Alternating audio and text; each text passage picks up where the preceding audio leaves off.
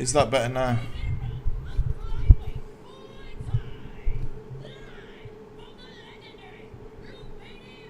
I'm hoping that works now.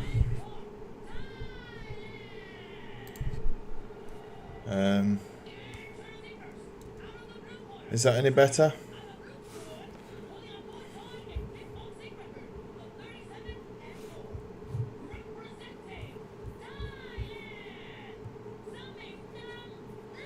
Thank you.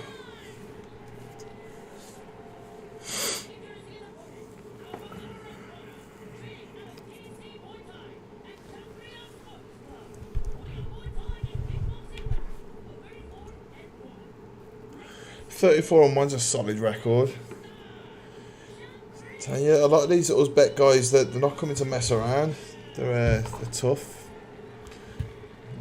There's a guy that used to train at Tiger before. I'm not sure where he is now. I think he went to Bangtao recently. His name's Anvar. His name was Anvar the Uzbek, but man, he was good. Still is. He did really well in Glory, and he fought in Thai fight and stuff too.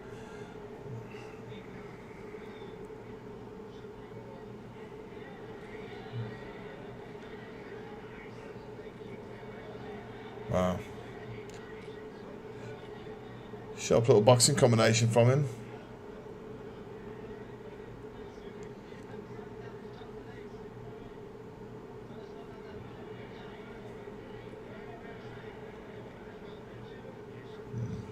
Samin Dang's got them big solid legs. I'm sure those leg kicks aren't fun to rotate. Wow. Yeah, Jurayev's really going for it early. He's putting his hands together well.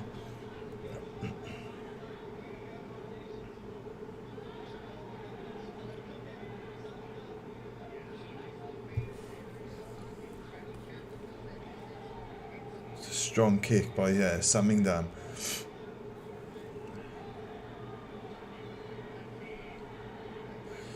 Jurayev would do much better if he started to sit behind some feints a little bit. Try and draw a kick out of Samin Dang and then punish him for missing. But if it's not in their arsenal before their fight, they're not going to have it in there now. Just a good little thing to do if you're fighting a big kicker is to try and get them to kick you. Try and but anticipate that the kick's coming. If you can get them to miss, you can punish them pretty well afterwards.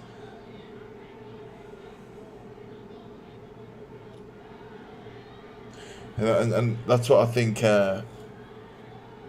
Superlex key to victory would be against Rodtang. That's later this month. A little bit of creativity there with the flying knee. Samin Dang, he's got some heavy hands behind him too. Just tag Jurayev with the right hand. Jurayev's very sharp.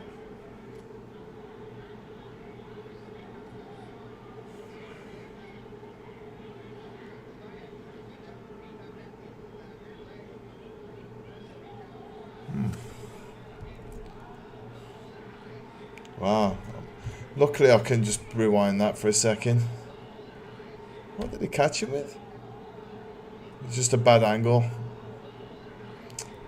Yeah, but it's a bad angle for us.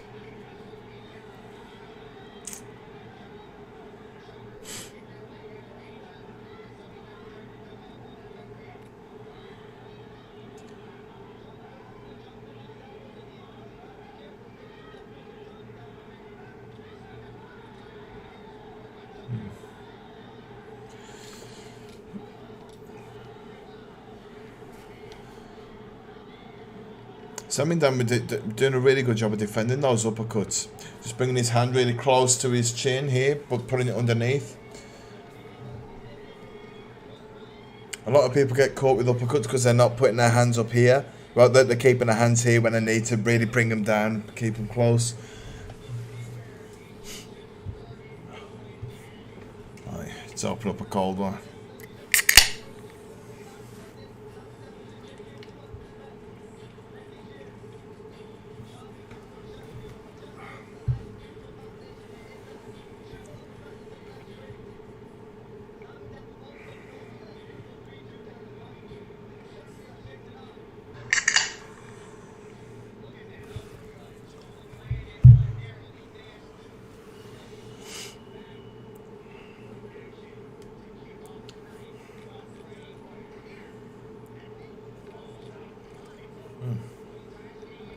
We go second round.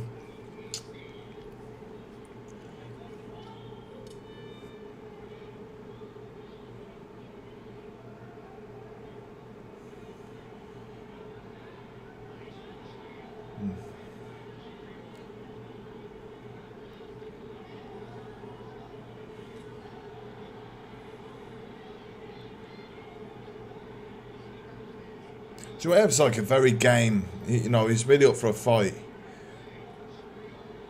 But he really needs to stop playing around with feints a lot more. You can see he's trying to find a rhythm here. That's why he's like kind of jumping up and down. Look, they took it in turns just tagging each other.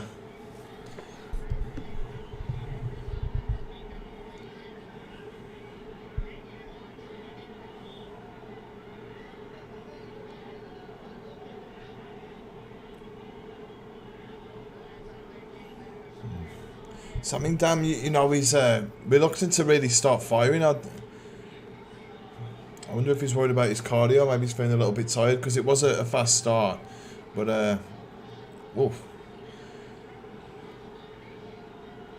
I'm impressed with Samy Dam's boxing. I mean, Joaev, you know, he had nice boxing straight away, but Samy Dam sort of rose to it.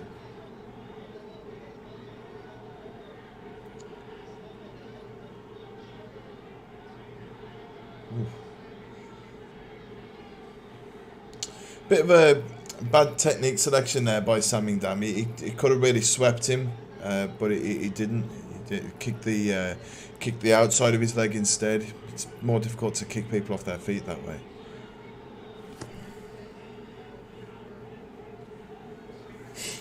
You can see Joaev doesn't really have the same kind of power in his kicks. Oh, he's been tagged. Oh. Very good work by Samy Dam.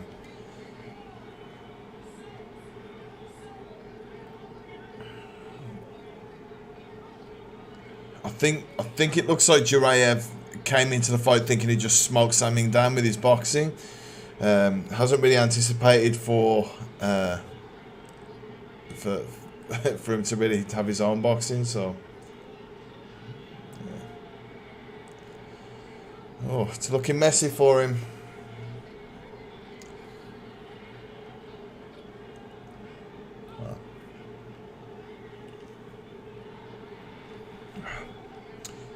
Joaev really needs to stop kicking. He keeps getting his kicks caught, wasting energy. This is something that people do. They get hurt or they start to get tired, and then they'll start to throw like really high energy attacks. Like he was throwing like high kicks and spinning elbows and stuff, and it's like, well, it's not going to work. Like you need to dust yourself off, then go back to basics. Start to put together some like just light boxing combinations. You know, just keep busy while you recover. Just try and load up in a spinning elbow or a higher kick. It's a bad idea, especially when he's been punished for kicking already. His kicks aren't coming up fast enough, and there's not enough power behind them for him to be worth it, in my opinion.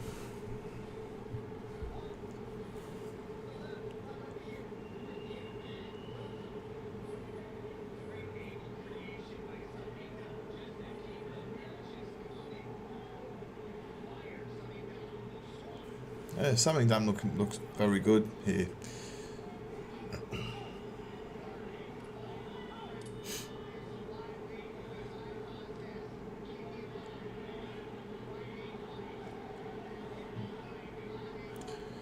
Yeah, Joaev, you know, just doesn't have the quality in his kicks for Samy Dam.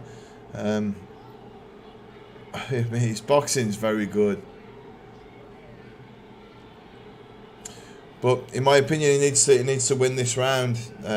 You know, I think he at least needs to get a knockdown, and that's if they gave the first round to him. He's better off, you know, doing what he's doing and trying to go for a KO here.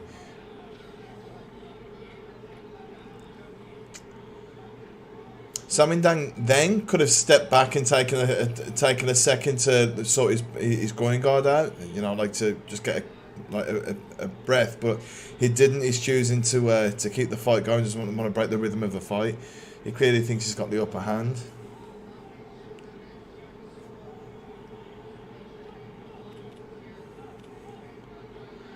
Yeah. See, Jurayev here, you know, that a little bit of an like I think what was it, 34-1? His record. He still looks a little bit inexperienced. He, you know, it looks like he's run out of ideas here.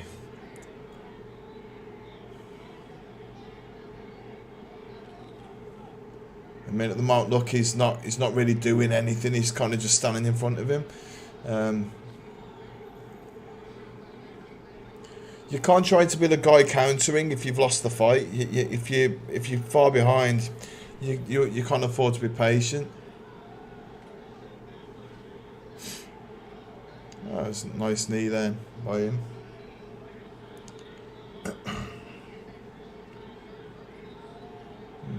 Nice kick by Samingdam.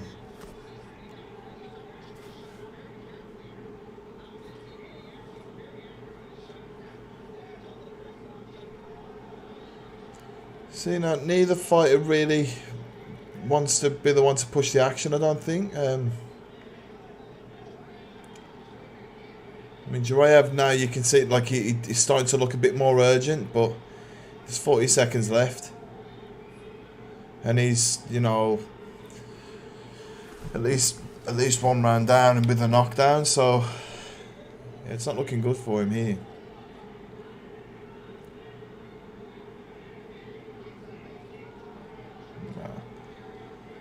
Kick's very powerful by Samingdam.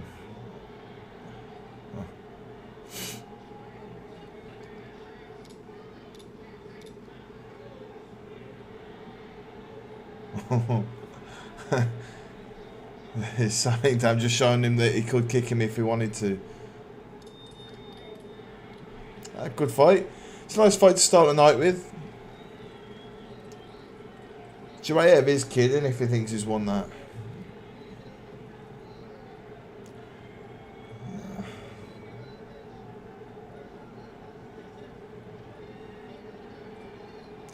I mean, yeah, like you can see he had moments with his hands, but he got knocked down. I didn't really see any really effective tie scoring. I mean, one has caught me out a few times with their matches, and I've thought that it's gone one way and it ends up going the other. But yeah, I mean, he did get dropped and counted, so yeah. Yeah, I think that goes to Samingdam.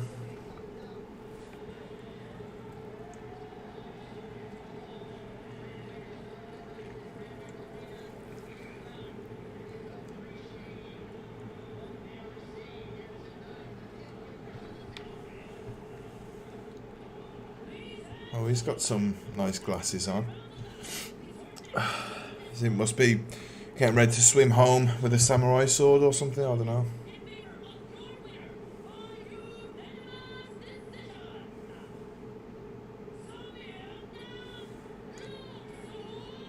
Yeah, that was the right decision. You know, first round looked pretty even, but I'd have thought the last round would go to him. And obviously he won the second round. So yeah, I think that was the right call.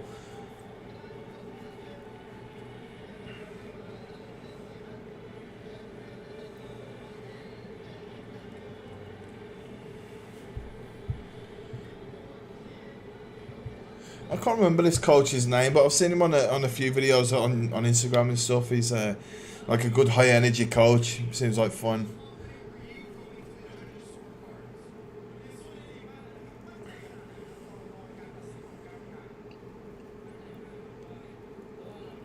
I'm just going to turn the volume up for a little second. I just like to hear what they're saying.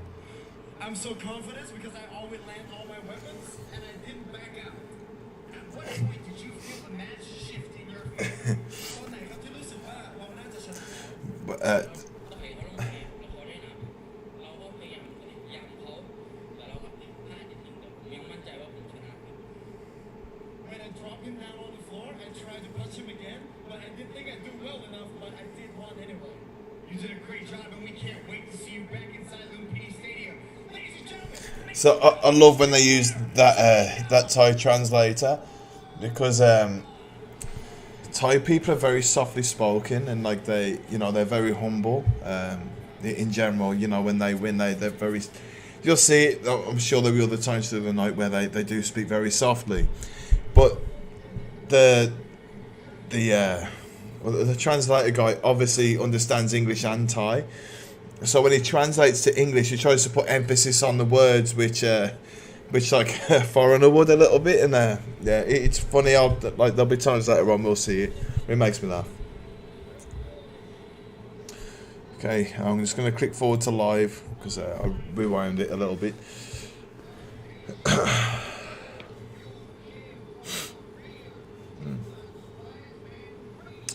It's a shame that they don't put the records up on this screen.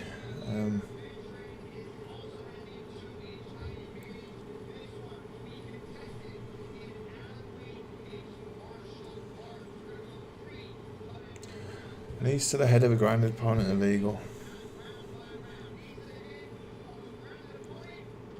Oh, we'll see.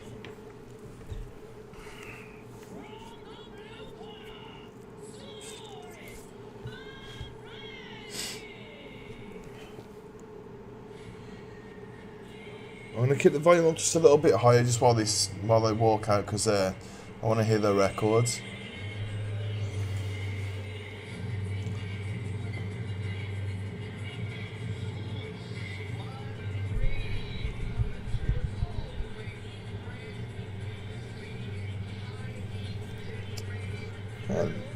This Rage Academy, they started following me on Instagram. I followed them back. It looks like they're putting together some solid programs there. They're making some traction at least.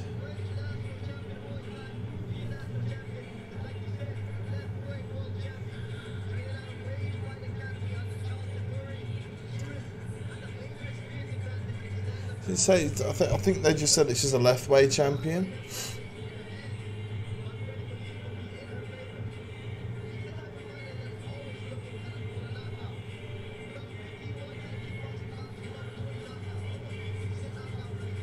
Okay.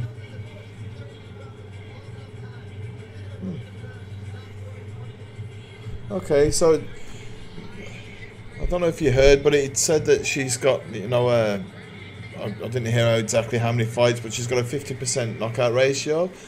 So she's quite an experienced striker, and then she's also experienced on the ground.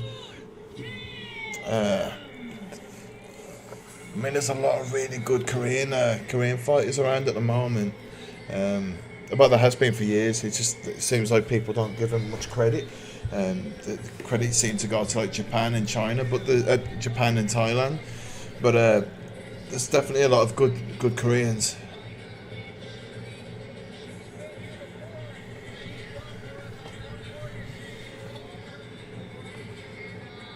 Okay. Well, she's fought on one Warrior Series, it says, so.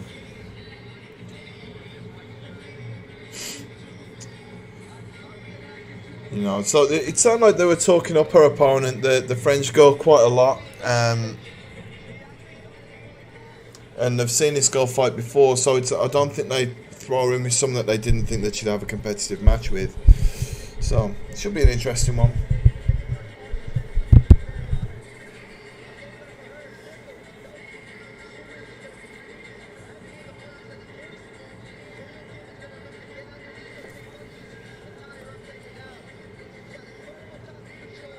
I'm hoping that this doesn't go to the ground, because then I don't have anything to talk about.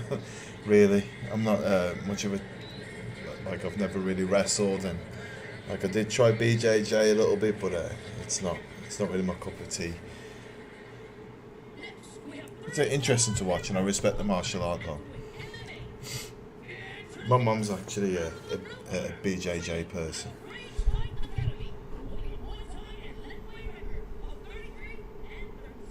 33 and 13, so she's a bit of a veteran.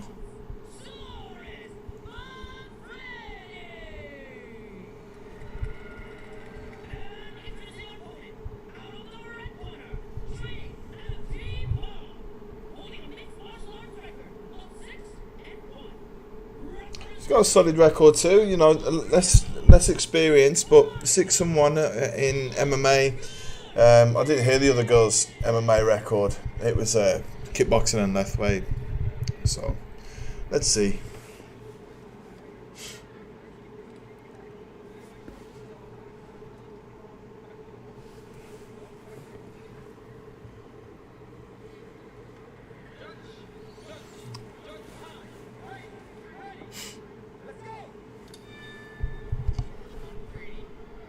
Okay, if you're watching, just let me know if the volume's okay. I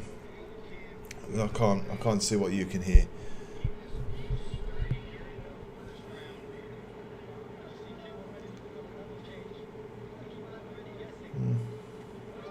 Oh, that was quick.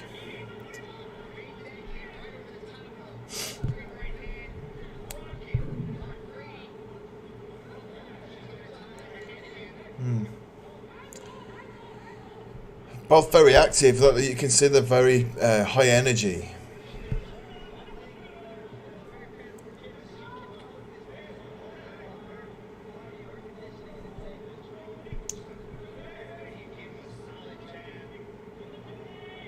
Seen. So the Manfredi, she's obviously quite an established striker. So sometimes someone that is like used to fighting other experienced strikers, they'll struggle when they get caught with someone with like a bit of unorthodox footwork, or just like a shot from a funny angle that they wouldn't normally have had before. Well, sometimes that can happen. Her knee like that is probably a bad idea if this girl likes to grapple.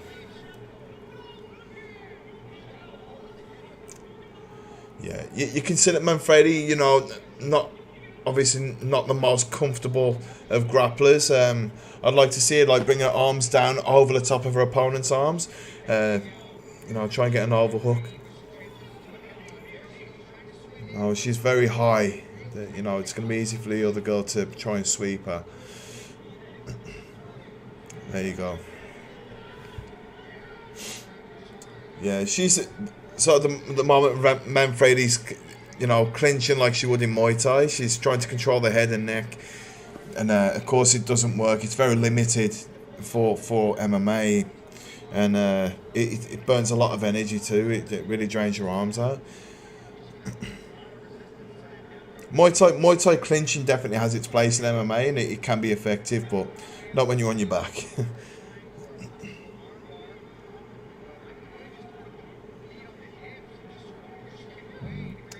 Yeah, she really needs to try and push her feet. I mean, she's doing a better job here.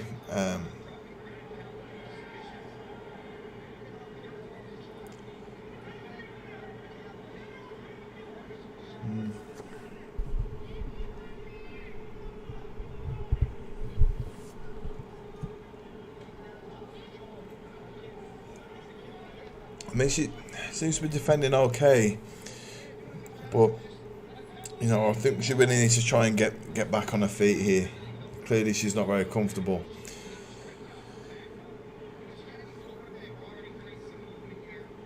I mean, she's trying. I just don't think she has all that much experience.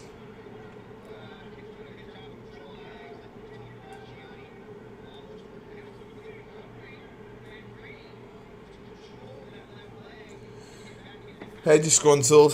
Yeah, it does. Yeah, I think Jon Jones is probably the best example that I've seen of it too. It's good to see you on tonight, man.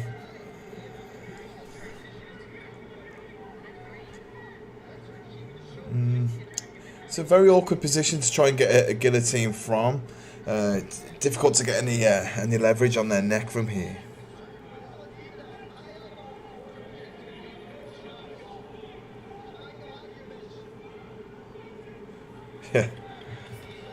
Yeah, you're right. Yeah.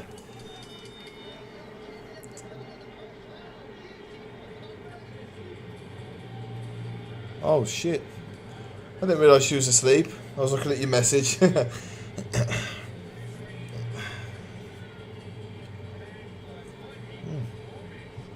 I mean, I thought it'd be awkward to get enough leverage on a guillotine from there, but yeah, she did it.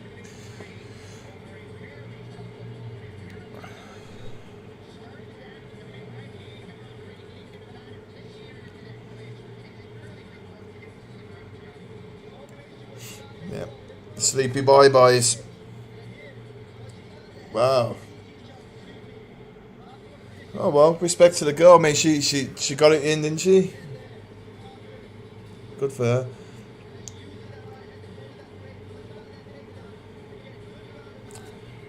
Yeah, I mean, in fairness, she just wasn't prepared to be on the ground, was she? And yeah, the girl just had complete control of her. Oh, shame.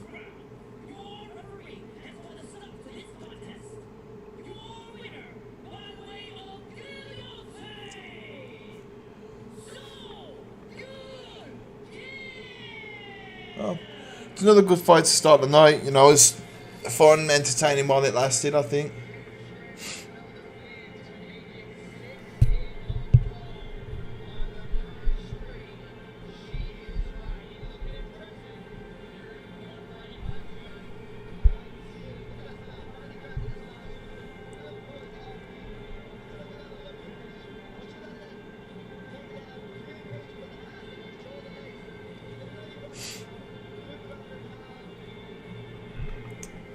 Yeah, I mean, I can see why they put a match like that together. I mean, they're obviously trying to build up this girl, and you know, this her opponent should have been able to test her standing up.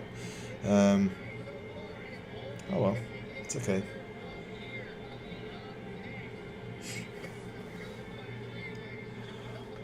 Oh, I can't wait for UFC. Yeah, who do you think's gonna take it? John Jones or Cyril Gane? Oh yeah. You know, I'd heard so much about Cyril Gane's Muay Thai, and then I did a video the other day where actually watched one of his fights for the first time, and I was a little bit surprised that he gets the praise that he does. He's making some like very rookie mistakes, I thought. Yeah, I'm with you. Yeah, it's the same. Yeah, it's rare that I kind of like get invested into a UFC and then start to watch all the embeddeds and stuff like that. But yeah, it's a good one. I mean, Volkanovski and Islam Makhachev was a good one too. That was, I think that was after the Pereira one, right? But yeah, I feel like they're giving Cyril Gane a lot of praise for his Muay Thai, and then they're not even. I haven't really heard them say anything about John Jones' Muay Thai. You know, John Jones has proven that he's got very effective striking, and he's obviously a Muay Thai fan. He uses his elbows really well, and he's got a good variation of attacks. I wonder if he's been showing me Steven Seagal this time.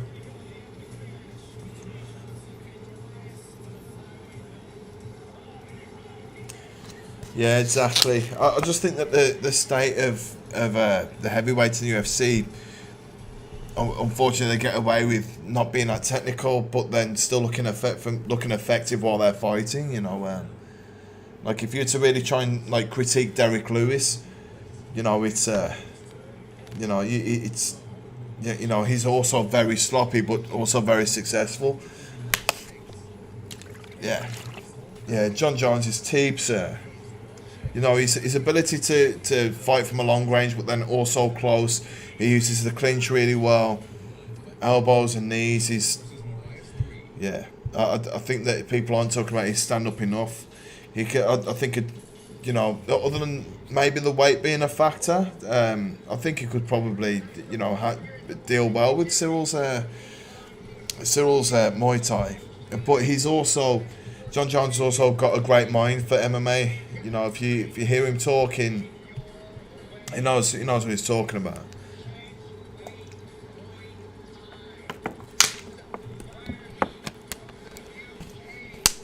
Is this the same girl that fought a couple of weeks ago?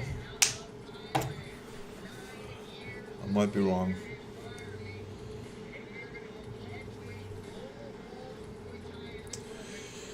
Yeah, I think it would have been. Did Cyril fight Stipe?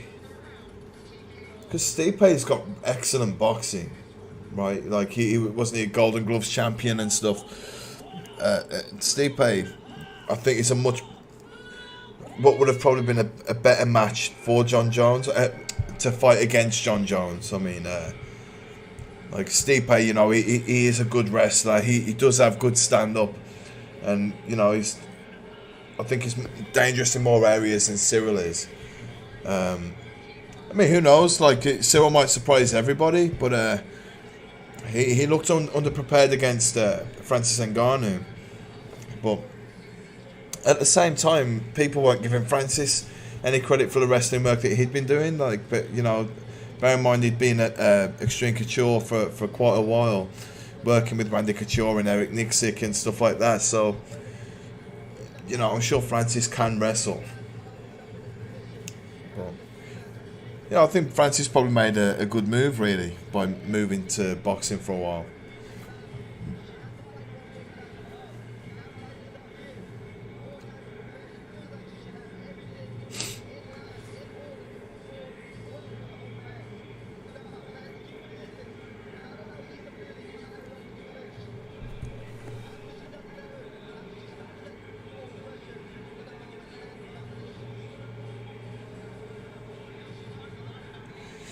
Yeah, I think John Jones might have been struggling with motivation as well. You know, bear in mind he was like, people were talking about him being the greatest light heavyweight of all time, and you know, so he kind of had everything to lose, but he was still, you know, but he'd been in that situation for a long time. Whereas now he's stepping up to fight against Cyril, which could make him the greatest mixed martial artist of all time, right? Like if he wins that, then there's definitely a good argument for that. But yeah, actually watching the Dominic Reyes fight at the time, I remember thinking that I thought Dominic Reyes had taken it. But I mean, I'd have to rewatch it now to remember. But I also wanted John Jones to lose because I get kind of fed up of just having one champion for so long. But yeah, you know, I'm interested for this one. I think it'll be fun. Who would you like to win, Cyril Gane or John Jones? You know, even though John Jones has done stupid stuff before, and I haven't always been a fan of him, you know, I kind of like to see history being made at the same time. So it'd be cool for him to do it.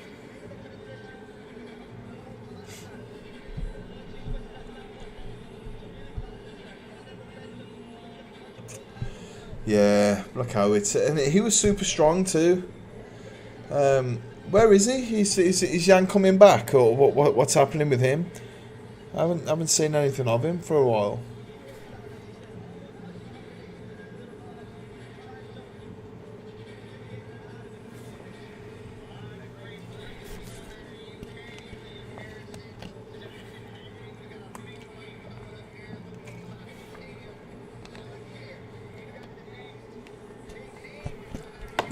Yeah, there's a nostalgia thing with John Jones, isn't there? The same for me, you know, he's been around for years and years, and it's just when you see some of the stupid stuff that he's done, you're like, oh man, it's hard to have that guy's side sometimes. It makes it pretty hard to be a fan, but man, when he's in the cage, he knows it's hard to say that he's not one of the best ever. And I think that if he beats Cyril, and then maybe has 2 or 3 more fights and retires, I think he goes down as the best. I think he goes past GSP.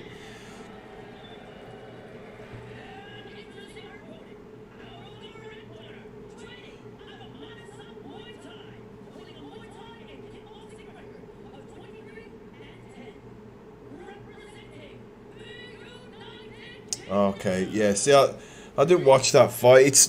I don't watch that much UFC unless it's someone like that. You know, like this weekend I'll watch it because it's a good watch. And yeah, it's not like I was a huge Jan Blachowicz fan, but I watched him fight against Izzy.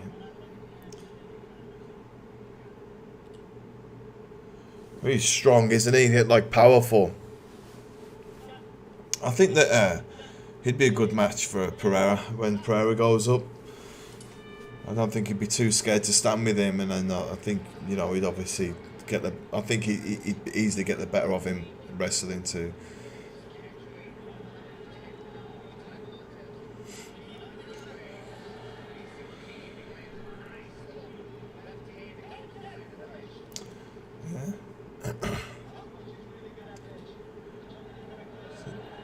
The British girl, she's done a good job of taking the centre of the ring straight away.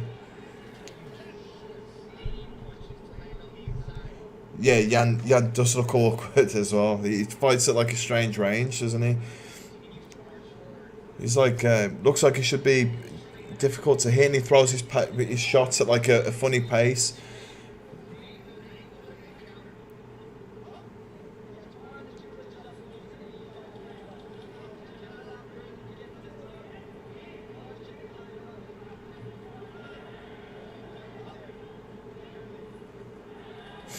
Wow, that was a nice shot.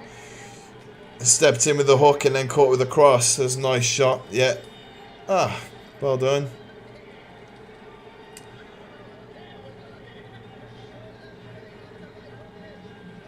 Yeah. That was very nice. She's got power, but it's difficult. You don't see many girls that size with good, like with the knockout punches. Let's see.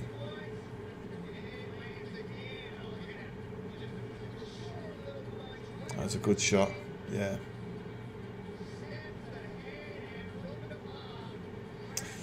That was such a short shot. Yeah. Got the yeah. Yeah, it's crazy. What was she like, 115 pounds?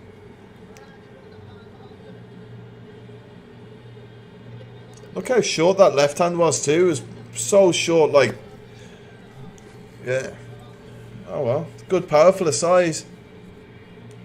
Issa Briley.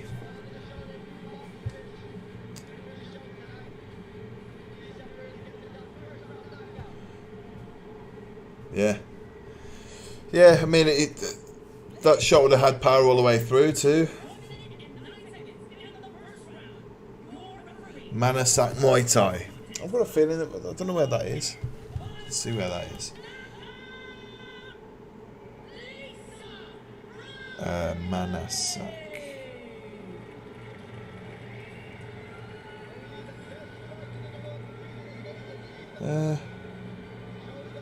Okay, it's in Chiang Mai. Manasak was a beast in his day. I think he used to work at Sutai Muay Thai. I could be wrong. There was Manasak and Thailand Pin Sin Chai. They all used to work at the same gym. I think it was called Sutai. But yeah, it's a good gym. They had like they were known for having like really technical fighters there. Right. Excuse me, I need to go to the bathroom. I'll be back in 1 second.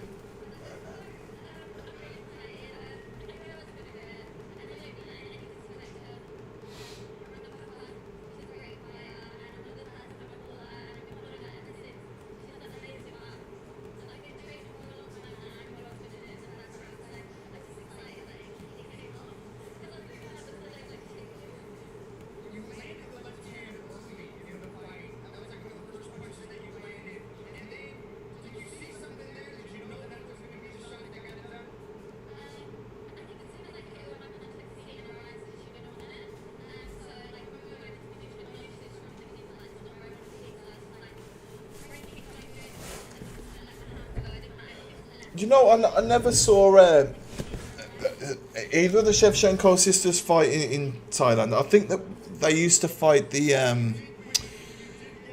amateur rules Muay Thai, which is like put all over the world. I'm sure that one of them was like an amateur world champion. I've seen them training in Thailand a lot. When I was at Tiger, they were both there a lot. But yeah, I never saw either of them fight in Thailand. Yeah, I would guess that they just fought the amateur stuff. But the amateur thing's really strange. Like, you know, there was a lot of good fighters that never did any of the amateur fights. Were never invited. I think that, you know, like when we were you know, when I was starting my fighting career, if we'd have had the chance to come up through an amateur thing, it would have like had I think that it would have brought a lot more fighters through the UK. You know, it would have been like a better established thing. You know, until recent. I mean, maybe it still happens, but a lot of the fights used to get made on a forum. Called AX Kickboxing, and fights would be arranged on there, and you know, promoters would just put on there that they need fighters for these weights, and they get in touch with a few gyms, and that was how the matches were getting made. In the UK, and like then they'd bring over some like European or you know, sometimes, you know, Thai talent. But yeah, you know, it's see like these nice big shows, and it's all being made through a forum.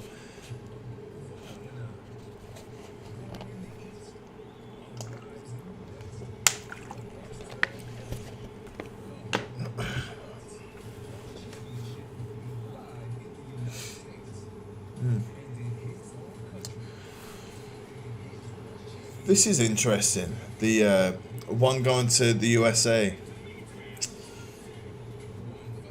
You know, I want to see the full fight card.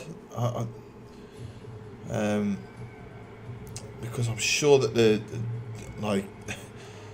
like some of the testing and stuff would have to be different there too.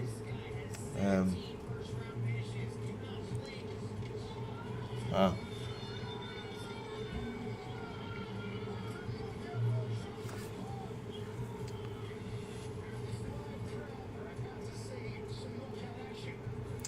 Yeah.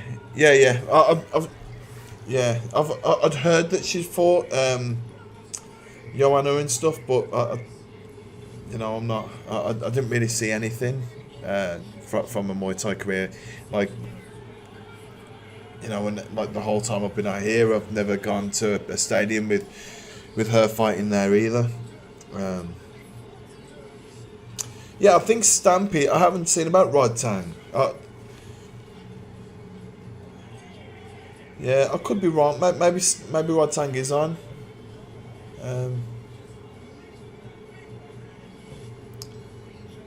Yeah, it's good though. It definitely, you know, hopefully brings some fresh eyes to ONE FC.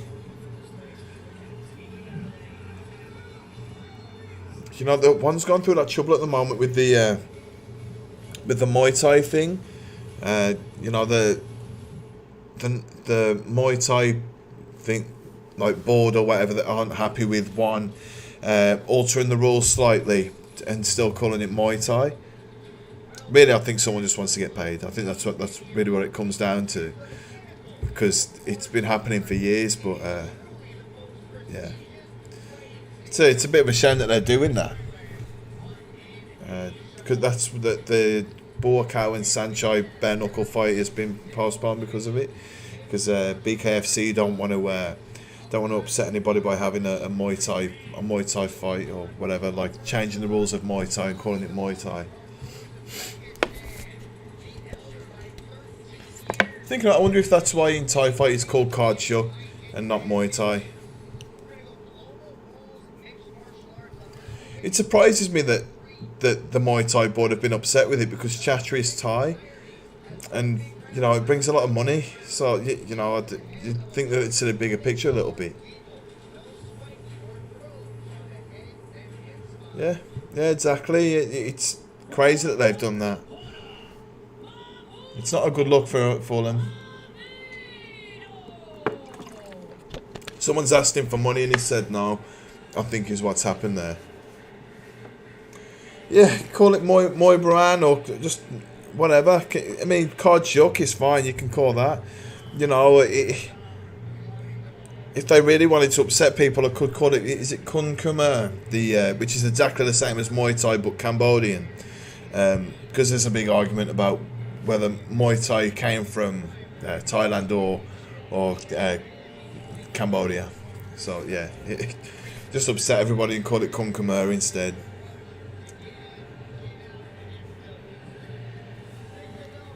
Yeah, but I think it's definitely a bad move to start like publicising that they're upset about that.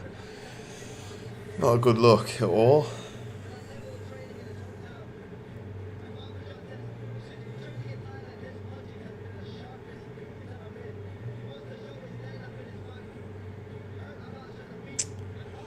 That doesn't look good, does it? Taking off some bandages before he gets in.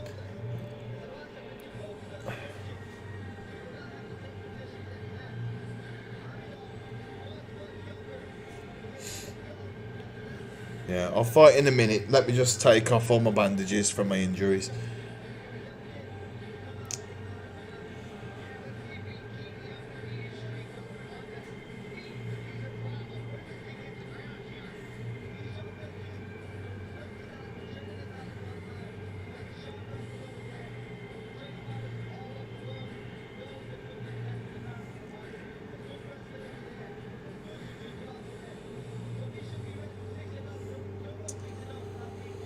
Yeah, I don't really understand the upset, to be honest.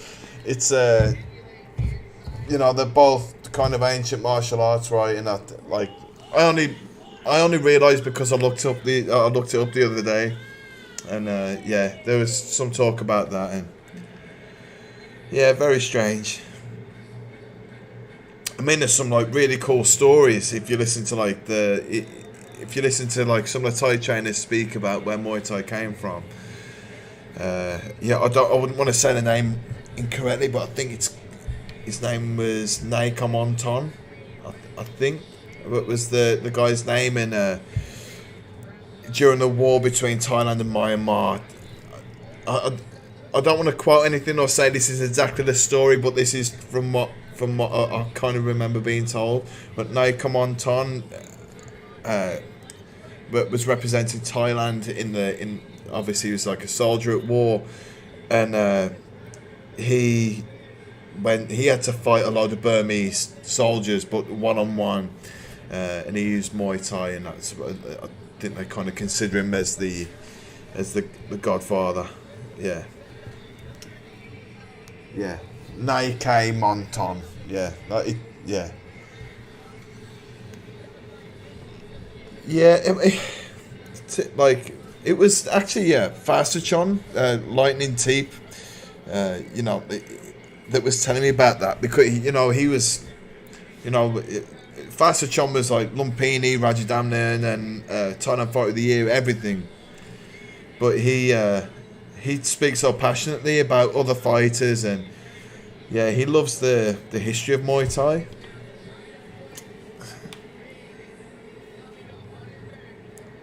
There's a lot of things with Muay Thai that like it don't really, like, when you really think about it. We, like, coming from a Western background, we wouldn't really understand it. But like, if you ask questions, it's kind of just like it's just because that's how it is.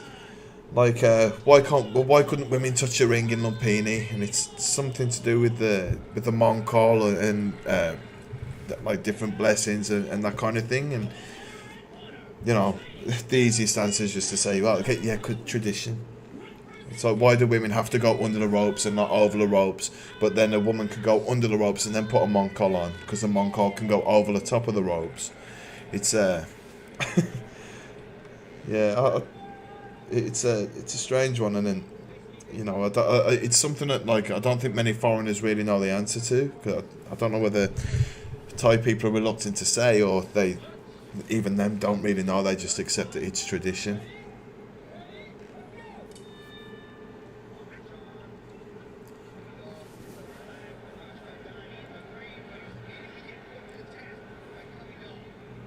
Ooh.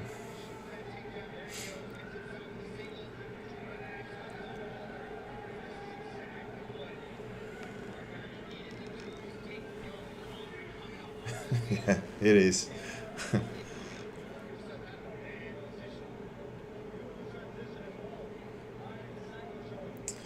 Man, I'd love UFC to do something like what one are doing.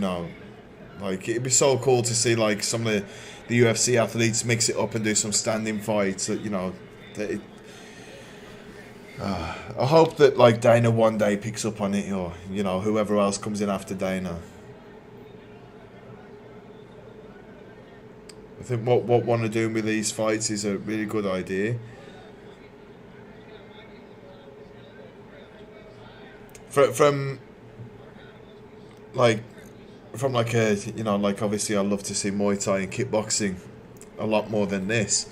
You know, you'd hope that from like coming from like the same kind of background as me, that when you speak to casuals that are watching MMA and they think that they like MMA, you kind of hope that they'd learn that what they actually like to see is the Muay Thai part, and not really not really MMA, because it does have the potential to be boring sometimes.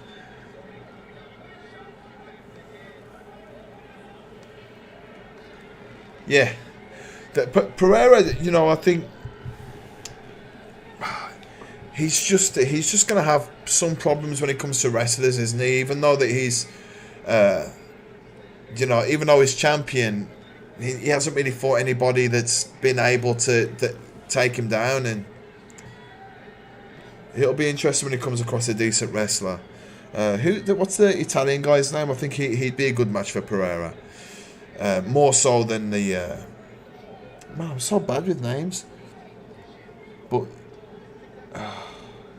yeah, I totally drew a blank. But yeah, I think the Italian guy could do really well against Pereira at middleweight. More so than the big Jack Brazilian guy.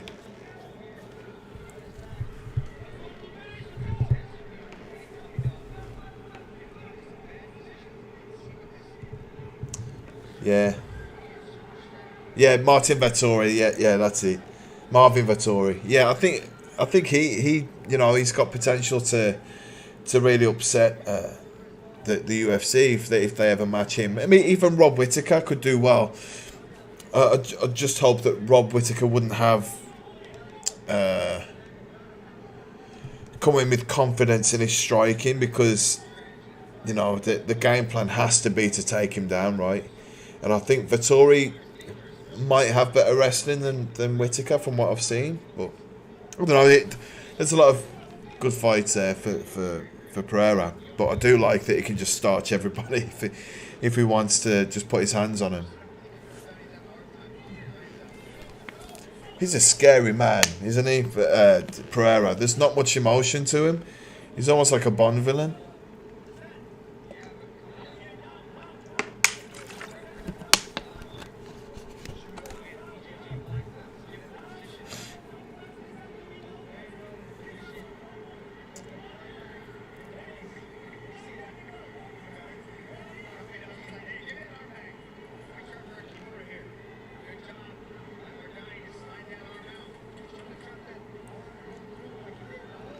Was it? I didn't realise that K1 was popular in North America. I didn't realise that it was that much of a big thing. You know, it's just, you know, always, like, I've always wondered why there hasn't been that much American talent coming forward. I know that like wrestling and stuff is a big focus in America, but there just hasn't been that much like big talent coming through from striking, you know, like Muay Thai or kickboxing. You know, there was good like American kickboxers and stuff, but like not really Muay Thai guys. Kevin Ross has probably been the biggest, I think, hasn't he? Simon Marcus is Canadian. But yeah, when I lived in Las Vegas for nearly a year, and I used to train at a gym there called One Kicks. And you know, there was really good, there's good MMA fighter, but he had really good striking there. Chidi. Oh man, I'm terrible. Well, his name was Chidi. I think he's a middleweight guy, but man, he was good.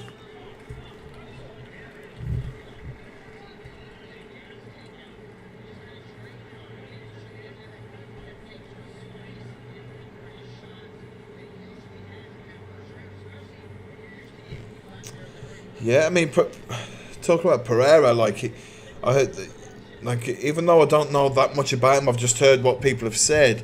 Like, I didn't really watch him when he was coming through, like, the kickboxing things. I've been living in Thailand, so you see less kickboxing stuff out here, unless you're searching to watch it.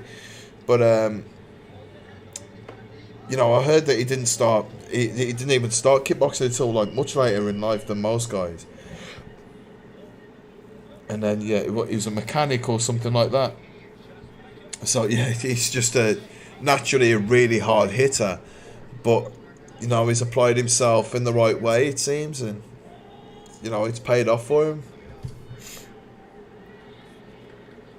There's not many guys that can just put people's lights out when they decide to, but he's one of them.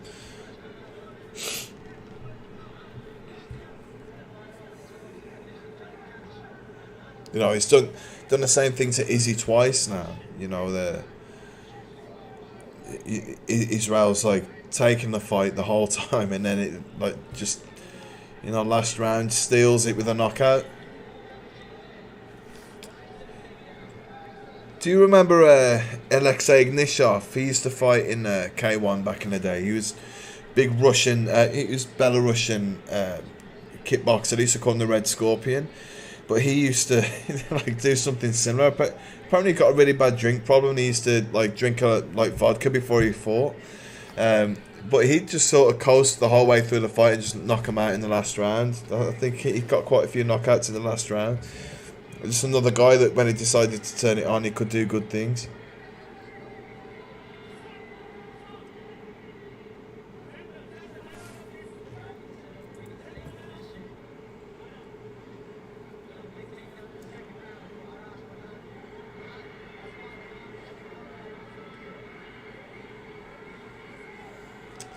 Yeah, he's had Izzy's number now 3 times, hasn't he? I mean, I think the first fight you could probably give to Izzy. But yeah, just the fact that he can rally the storm, which no one else can. Like, no one else has been able to deal with Israel, except Yan. But, that was Israel trying to go up a weight and then being, massively underweight compared to Yan. Yeah, it's... just the fact that he could just rally the storm and then do that.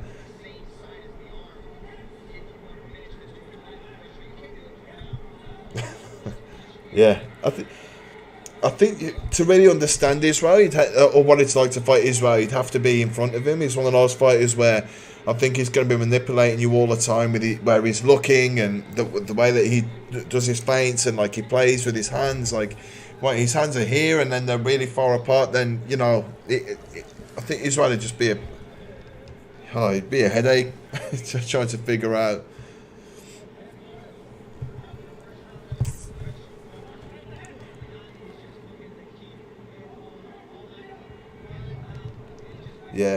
Yeah, I know what you're saying.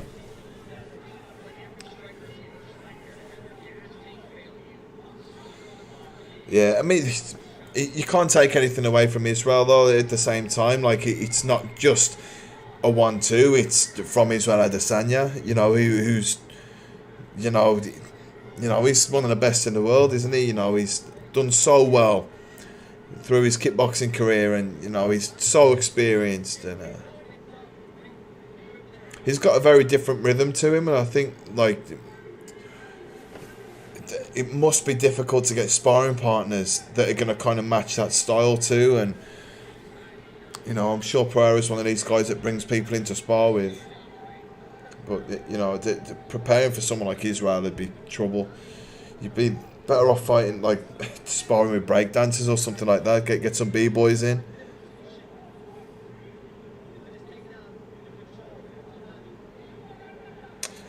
Yeah, I think with Israel too, he's got those long limbs, and I think he's deceptively powerful. Yeah, he does.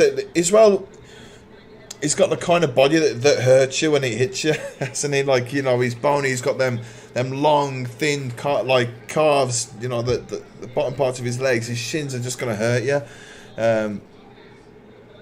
And the way that he throws things, they kind of come off a different angle, and he's normally set things up in a way that you're going to be really heavy-footed by the time it lands. So, you know, he's very efficient. I bet his like striking accuracy is really high. It's probably one of the highest in the UFC history, I'd have thought.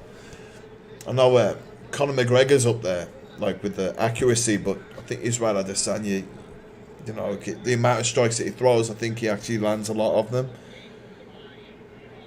I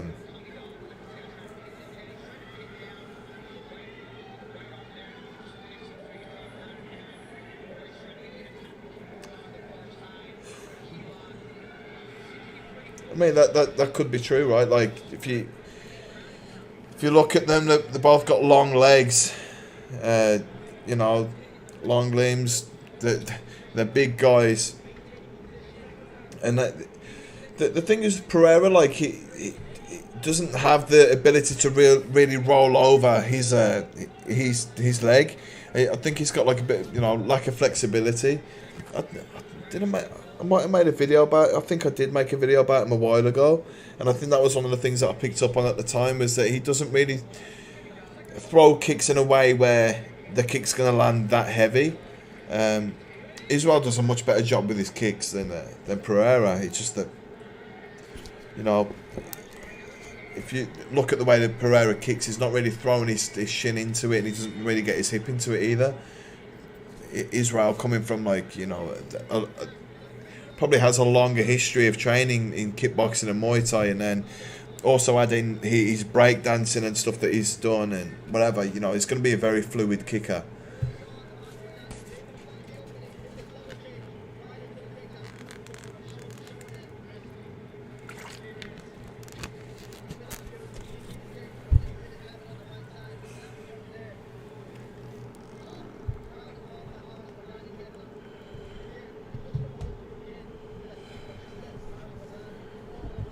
Yeah, Israel, you know,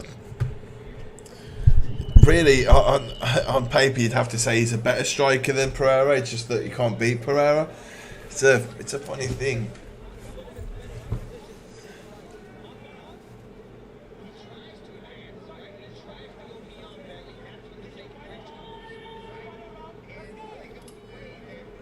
Yeah, I was actually living in Thailand when Israel was fighting in Kunlun and stuff like that. Him and Brad Riddell, but, you know, both from the same gym, but they both used to go over to China a lot, and they'd stay over there for a while and do a few fights and then come back over. Those Sanda rules are crazy. I'm surprised that didn't take off more than it has. You know, it's still pretty popular in China, but like worldwide, it didn't really do much. There was actually a guy named Pascal Scroth. He's a German guy. He went over to China to go and fight in a K1 fight, and last minute they changed the rules to Sanda, and you know, at some point in the fight, his Chinese opponent picked him up and dropped him on top of his head, like he flipped him upside down and dropped him, and it broke Pascal's neck. I mean, luckily Pascal, you know, he's okay now. He actually owns a gym on Koh Samui, and he's back fighting. That, you know, surprisingly, you know, he overcame a lot to be able to even train again. And, you know, I'm sure there were times when they doubted that he could even walk again, but he did it. And, yeah, but it's just from that rule change, just didn't prepare.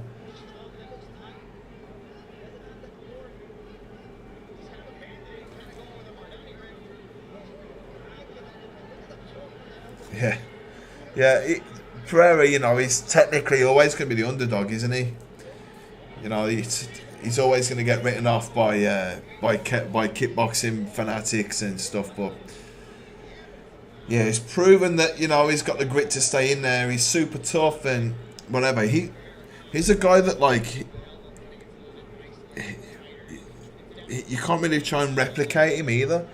Like, he'd be very difficult for, you know, someone to look up to and aspire to be like him, because it's like, well, you know, sometimes it's not that good, but he'll win.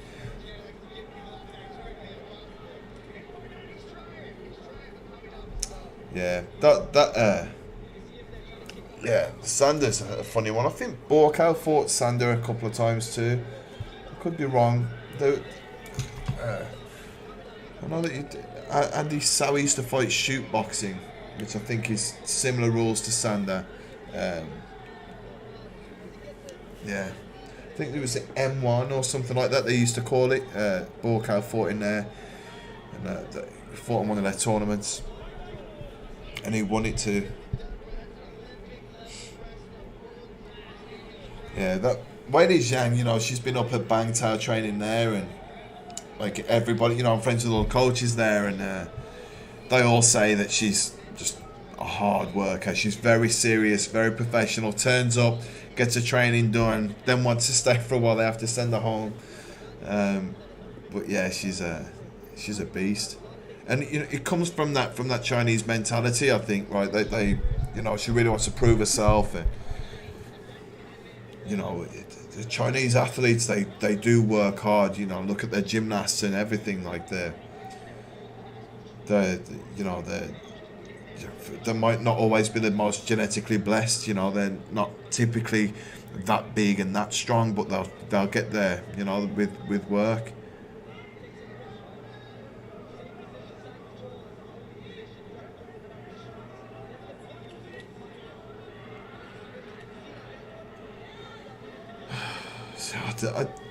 It's frustrating when you see, like, you know, like when you're a striking fan, you kind of get frustrated seeing these MMA fights where they're just doing this. It's like, you know, I feel like sometimes that they need to change the rules a little bit, of the way that it's scored when it's just one person just holding the other person down. No, but then it's like, well, would it be fair to the guy that has got control? Not really. But it is frustrating, you know, like Khabib, sometimes like you'd watch him fighting, you know, Khabib is great, but sometimes it was hard to be a Khabib fan when you're watching his fights. Yeah. Unfortunately, I can't fast forward the live events. So it's a stinker. But you know, it even shows from the, like, you know, you've had a few like stand-up matches,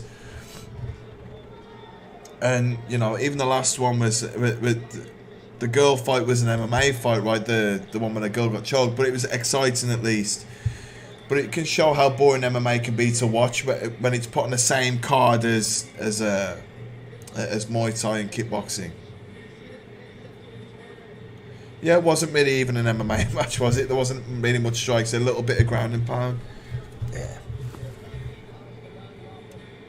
I'm sorry, MMA fans, but that was a stinker. That was the most boring fight of the night so far.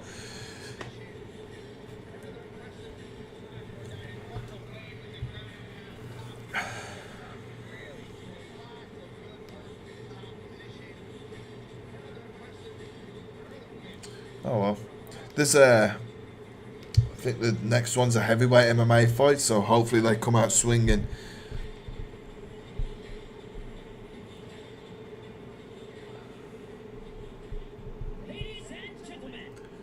Yeah. You know, you kind of got to feel for the guys, because it's not their fault, right? Like, it's not their fault that they've been put onto, like, you know, a card like this, but, you know, I think that, you know, if UFC did this, yeah, we would end up with a lot more stand-up striking fans, you know. You know, who wouldn't want to see, you know, Valentina just have a stand-up fight with somebody, or, you know, just something.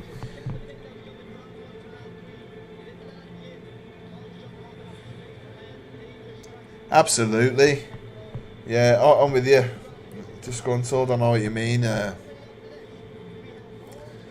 I completely respect wrestling, and you know the BJJ. You know what? Like, there's been times when I've sparred with MMA guys, and man, once they get a hold of you, that's it. Like, you know, I've spent years and years clinching and stuff, and it's like, man, it's very difficult to have an answer for it, even someone much smaller. You know, that's why I didn't really stick with BJJ when I tried it. At the time, I was only fighting Muay Thai, and I tried BJJ, and it was like, it ruined my confidence a little bit, because I'm like, man, like, I can't be strangled to death by someone that weighs 50 kilos, and I need to go and fight someone in Muay Thai at 70 kilos.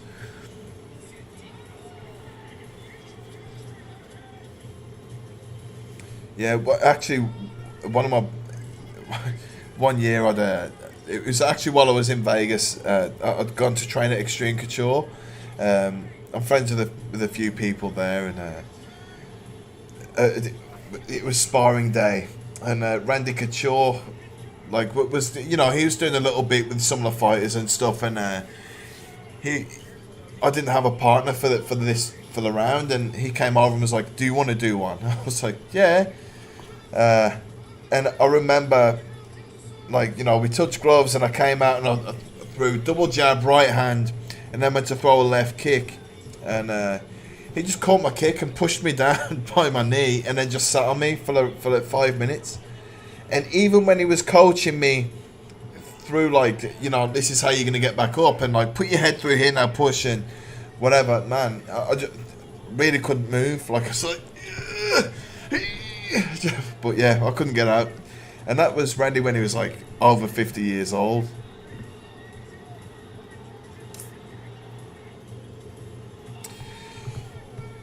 Yeah. I mean, the wrestling guys, I think, probably get the best conditioning. Like, they just get outrageous cardio, right? But the judo guys, they, from standing, they're going to be dangerous, aren't they? Like, they get a hold of you and they throw you to the ground, and they do have some things that people think are BJJ now. But yeah, exactly. You get into a street fight, you get hold of someone and you throw them on the floor. That's pretty much all a fight needs to be. Muay Thai and kickboxing, it doesn't really matter how good you are. You'll always come out of a fight with an injury.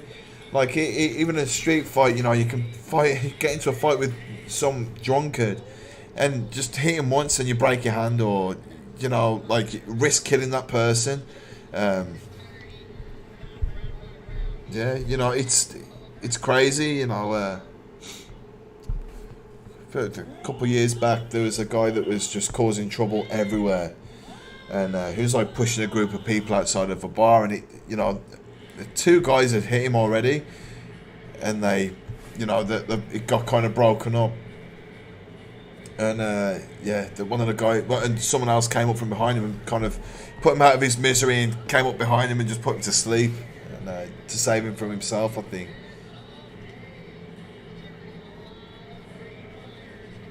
I know this guy was doing he was a bang tao briefly with George Hickman, coach who's wrestling, but yeah, I don't know. I don't think he stayed there for very long. And obviously George isn't there, so we'll see. But yeah, this guy's a brown belt jiu-jitsu. Actually saw him fighting on a show called Fight Circus out here, where they do like some, like, they have fights, but they're like just like fun things, and like he was in a fight where it was called Siamese Twin Kickboxing, and it's him and somebody else wearing a t-shirt like that, and they're tied together, and they fight two people that are tied together the same way.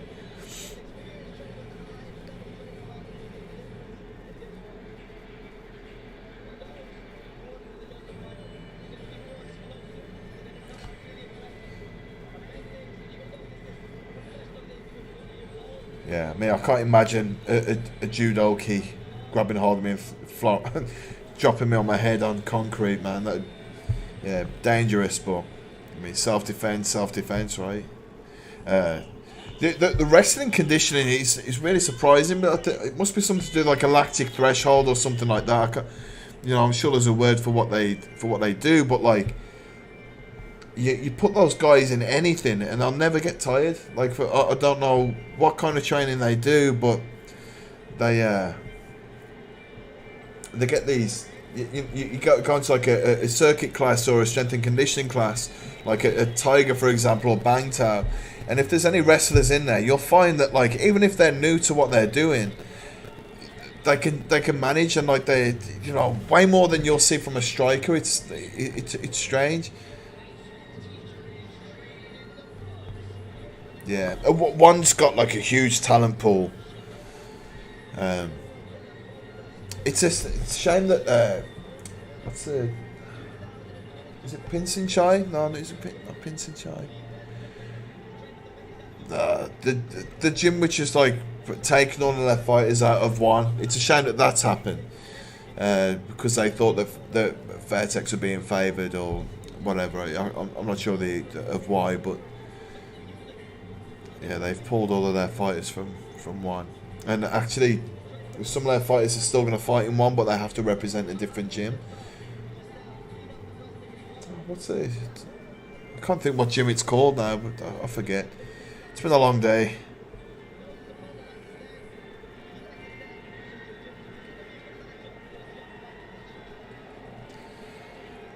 Wow. Yeah, see, I mean, and that's from like high school, right? Like, and you know, they're getting like high school kids to learn how to cut weight and everything else. Crazy. What state are you from? Yeah, I think you said last time, but I don't remember. Is it you're from California?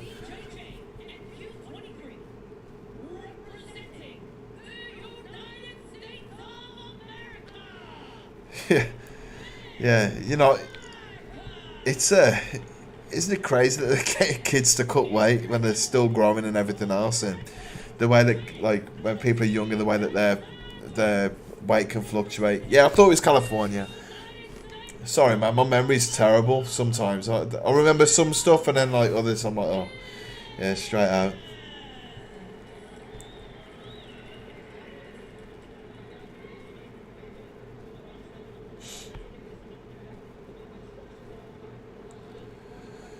Okay, what we're thinking for this one? Let's take bets. Red or blue? Who are you going for?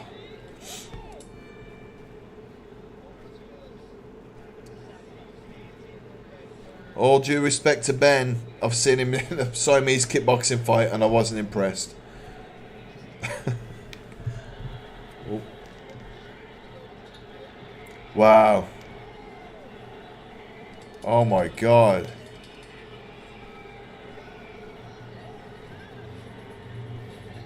That was a quickie.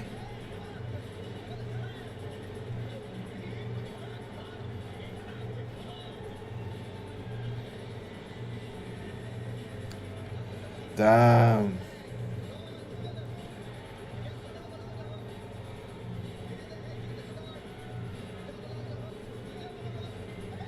Wow. Yeah.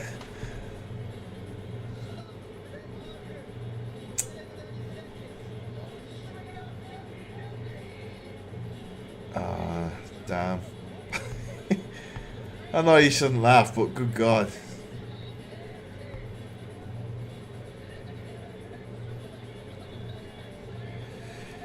Yeah, BJJ, they don't really spend much time doing any strength and conditioning, do they? It seems to be more of like a weed smoking community from a lot of what I see.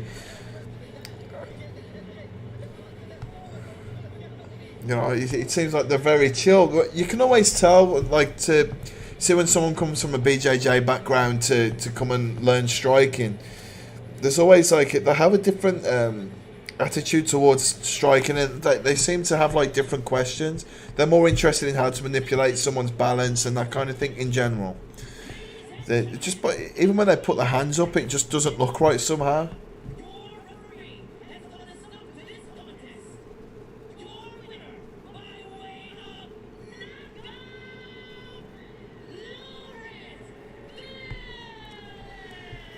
Wow.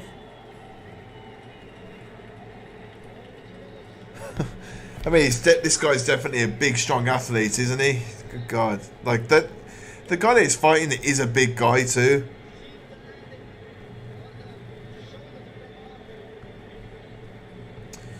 Yeah. Yeah. There's, I mean, there's obviously, like, where I live in Phuket, you know, it's just, like, big fighters area. But there's... Like the BJJ guys out here just seem to be more interested in you know, like they'll have conversations like, did you smoke weed today? It's like, man, like if you smoke weed before you go and do a Muay Thai class, you'd be dead. Like I know it's a totally different sport, but still, it's like, wow, you you guys aren't carrying the same mentality or discipline into what you're doing. Yeah, I think you could be right. What came first? You know, the unathletic guy or the sport?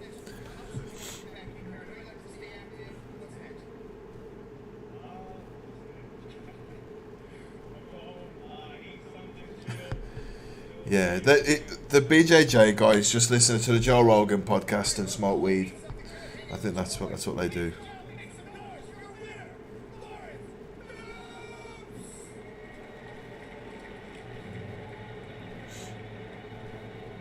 Oh well, that was a quick one. Oh. Right. I'll be back in 1 second.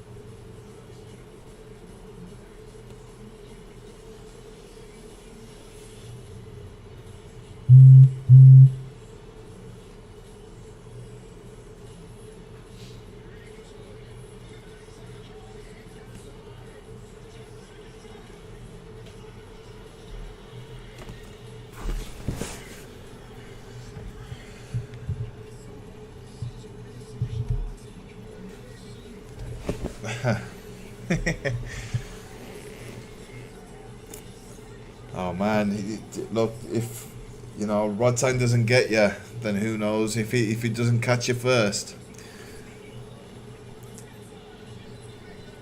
I mean, man, look, if you look at the top guys, Jared Gordon? Like, if you look at him, for sure he's got a strong, like a good strength and conditioning program put together and stuff. I think it's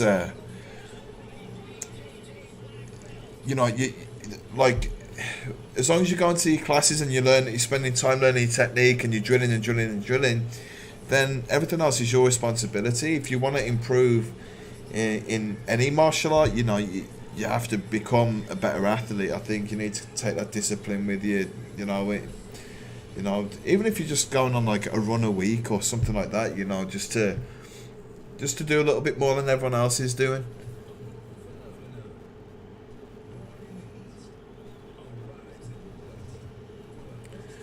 Yeah, the top level guys are monsters, aren't they? I mean, that's what was impressive about, like, even Eddie Bravo. If you look at him, he's not a big guy, right? Like, he's, you know, his ears are all inside out and stuff, so he's you know, spent a long time on the mats and stuff, but he's not, you know, you wouldn't look at him and think he was an athlete, but, you know, he's done some great stuff for the sport, and, you know, has been a pioneer in a lot of ways.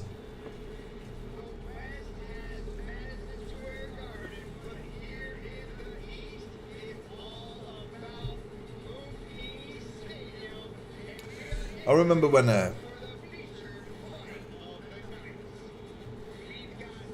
yeah, I came from a karate background too, and yeah,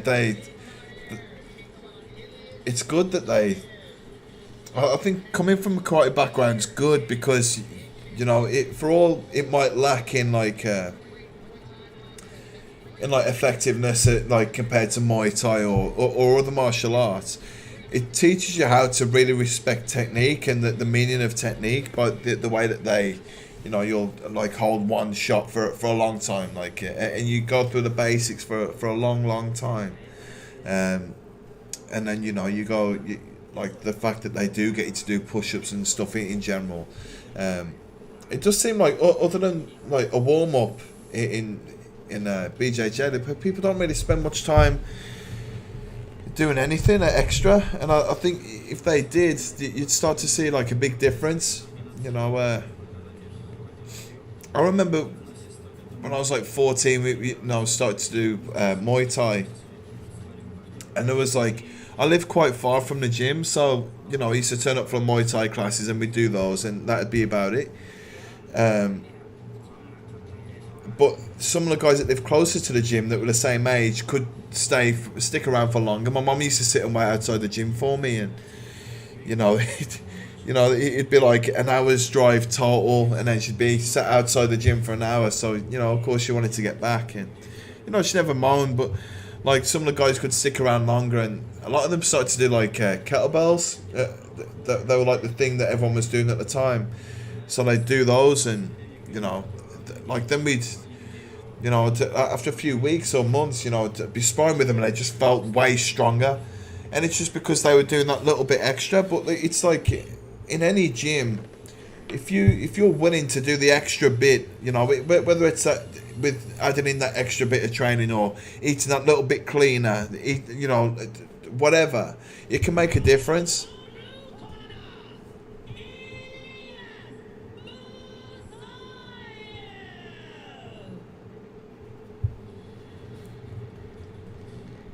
Yeah. That's the thing with BJJ, right? The money's not there just yet. Only for the very top guys. I mean, I know that the colleges and stuff they get money, but the athletes don't. Like, do any wrestlers make money? Like I know Jordan Burroughs must be doing well, but he's like the top guy. Like, do they get paid for competitions at all, or is it just like they get their scholarships and stuff? I've always wondered that, because like I know that college football, like the athletes don't get paid, right? But like the colleges make money from them, and yeah, I've always wondered that about the amateur sports in the US.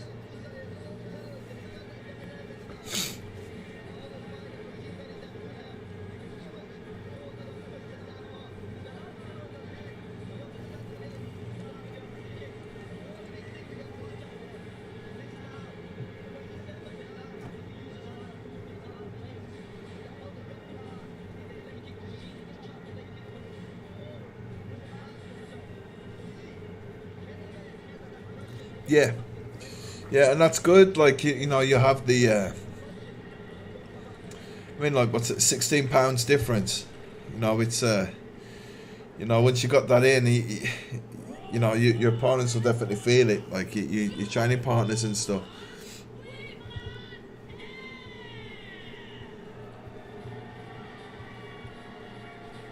Oh, okay. Yeah, so yeah, I've always wondered that with the American sports.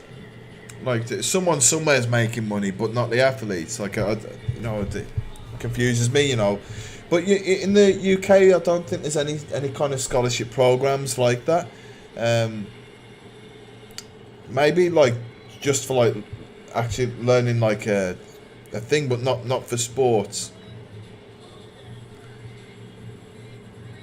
There are like some schools that would be called like football academies, like for soccer players. But yeah, I think in general the UK is really lacking in that area, but especially compared to the US, the US is definitely leading the world with that. It's like if you're a good footballer, then you get to you can go to a good college, and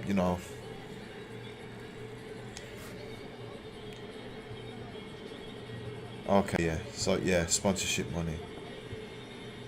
Yeah. Okay. Yeah, I'm gonna look at that stuff. Like, I've always wondered.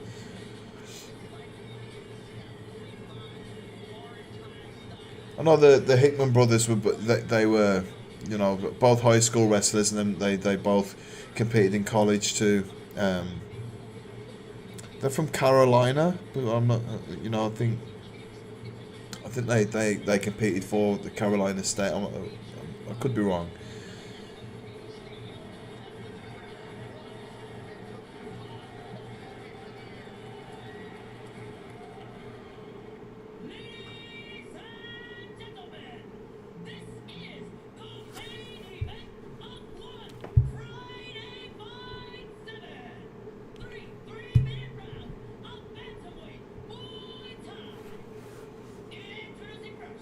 Big bantamweights.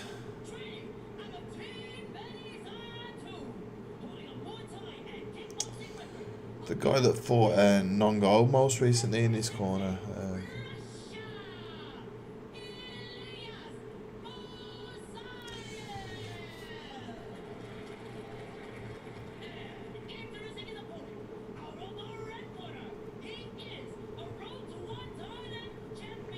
Okay. Yeah, I get. Yeah, I see what you mean. I mean, they can definitely. I think wrestling probably is a single martial art. Like, probably does. If that's your main thing, then if for MMA, you're probably doing wrestling's probably the strongest background to come from. Just being able to choose where the fight goes, is a thing. Yeah, I think the Russian guy could do well here. I haven't seen either of these guys before. I know that his name's Ilyas, right? The Russian guy. I think he's got he's got a good reputation. They seem to be talking about him a lot.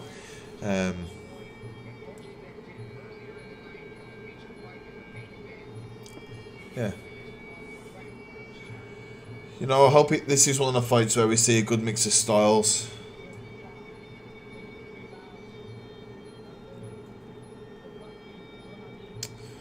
So this is something else that they weren't happy with the Muay Thai board weren't happy with, was that they were saying that Muay Thai fighters need to be wearing like traditional dress, which I assume means the shorts and and they weren't happy about them not doing wide crews too. On the translation it said not giving credit to trainer, which would mean wide crew. So I think that the Muay Thai board probably want to see them at least sit in the ring, or giving some kind of respect to their trainers, to respect the heritage. Like, it was strong.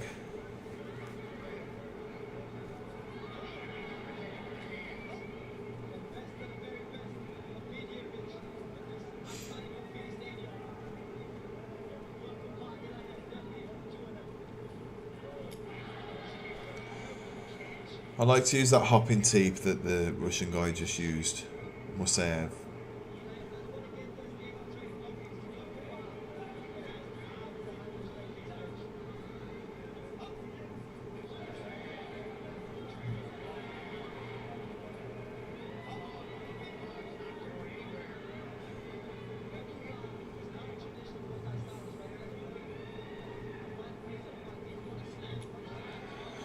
That low kick's fast. It's one of them where he definitely doesn't need many of them to land. You can see that his opponent now is wary. He's changed stance. I think that low kick had a little bit more effect than he wants to let him know. Something that you'll see when people get hurt with something with a low kick is they'll start to kick from that leg too. Yeah, I think it's just trying to keep that leg away from the floor and try and stop it from being kicked.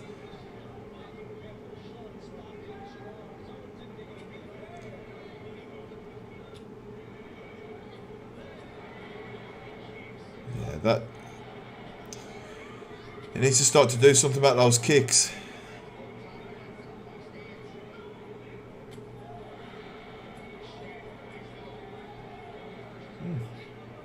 Yeah, and he switched straight back into southpaw. He doesn't want to get kicked on that leg.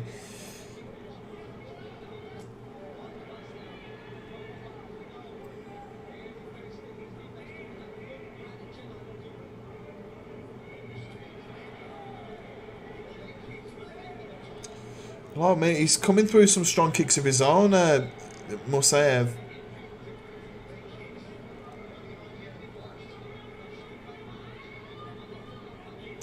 Yeah, you see what they're battling to control their lead hand as well. I know that makes it a typical orthodox versus southpaw fight there. They're going to be fighting over that control over the front foot. So when you're doing these fights, if you're the orthodox fight, you want to get your foot on your lead foot on the outside of your opponent's foot, get it on the outside, and then throw a heavy strike from your right side, and vice versa.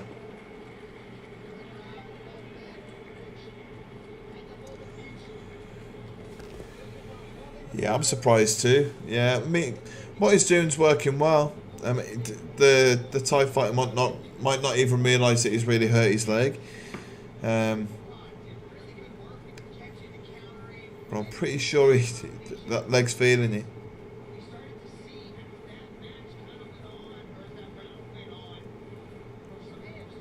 He's a very good kicker for a foreigner. This Russian guy. He's throwing fast and he's not really loading up. It's almost like foreigners struggle to put the two together. They either throw really fast or they really load up into a kick. The throw fast, they don't really have much power, but he seems to be doing both.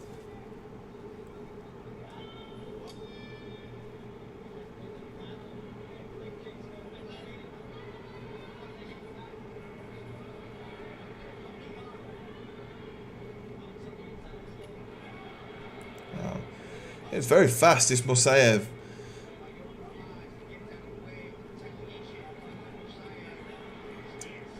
Yeah, I think again, the Thai fight needs to try and draw out a kick from Mosaev and then counter with his own low kicks, and I think that seems to be what he's doing here. That's what he's having success with.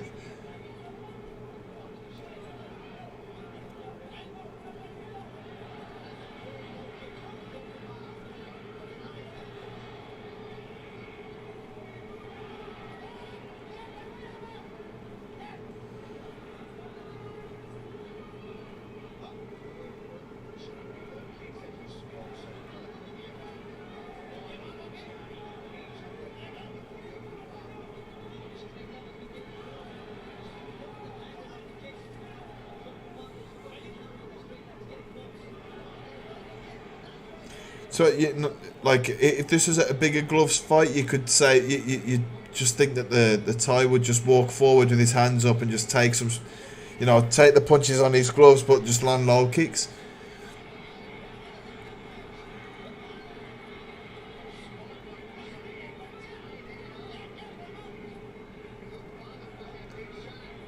Yeah, I know what you mean. Yeah.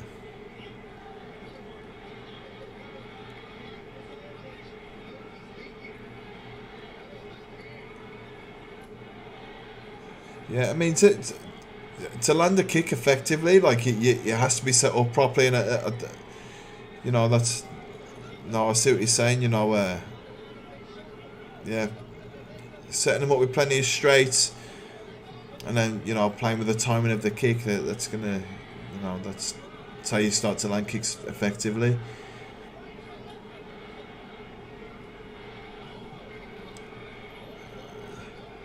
He took it as a slip, he didn't count him for that. I'm surprised that he didn't get counted there. You do see that in one sometimes, and I'm not sure what they do with the points. Wow. That's turned into a good fight.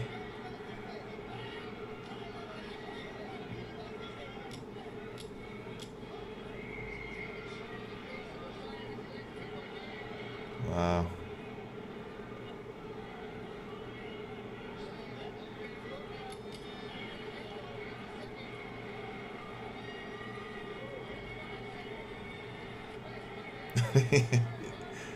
Yeah, there he is, Thai Nick Diaz.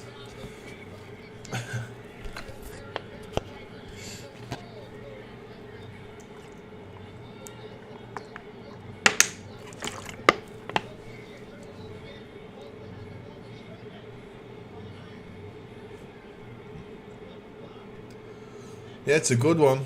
Yeah, I'm enjoying this. I mean, they've both done some effective work. I'm surprised that he didn't get counted for that, because, in my opinion, if you slip and you're straight back up, okay. But if you've slipped as a result of being punched, that should be noted by the judges.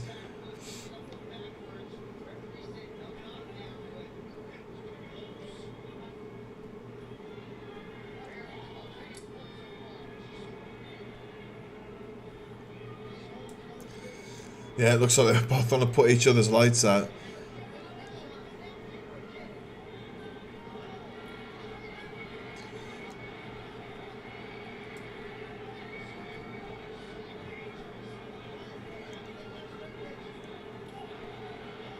Yeah. Yeah, I can understand why the referee wouldn't count that, but at the same time, I feel like he should. You know, if you saw like the Tommy Fury and Jake Paul fight, they counted Jake Paul. They counted Jake Paul for something that didn't look like that looked less of a knockdown than that did. You know, I know different fight, different rules, whatever, but still.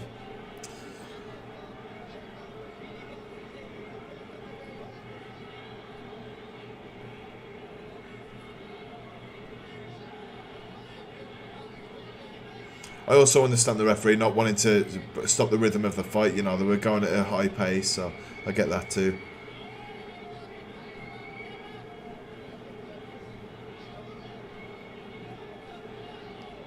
Oh my God. Both of these guys are very determined, aren't they? There's no backing down in either of them.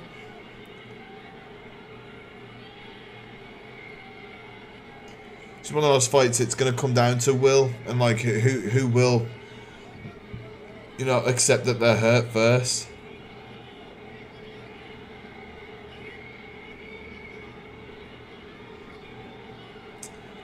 It looks to me like the Thai guy's running out of steam a little bit here, but he's also scoring effectively with his kicks.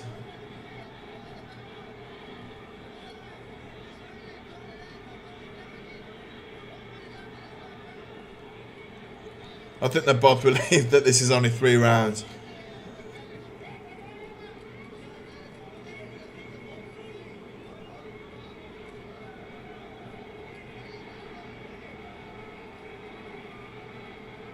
Wow.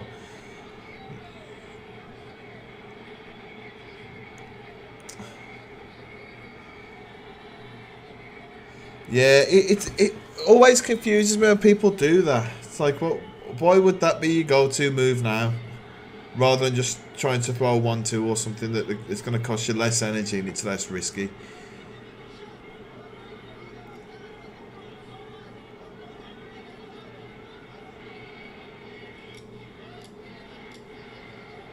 Ten seconds.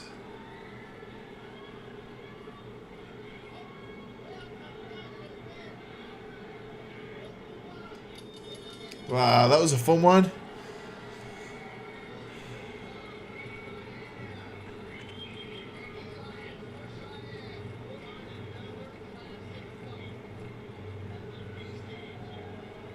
Wow.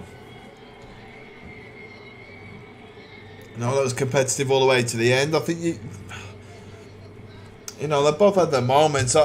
Personally, I'd give it, like, it's difficult for me to talk at the same time as judging, but from what I saw, I think I'd give it to the Thai fighter. But from what I saw, you know, who knows? Sometimes you don't really know what the judges are looking for. And so, who have you got for this? Are we going red or blue?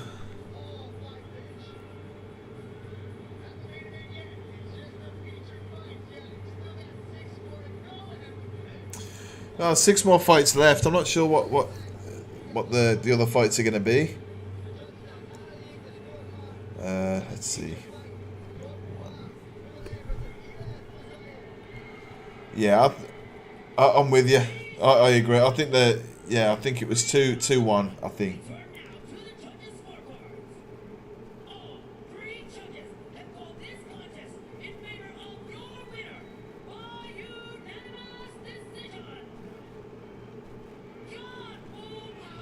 Yeah, there we go.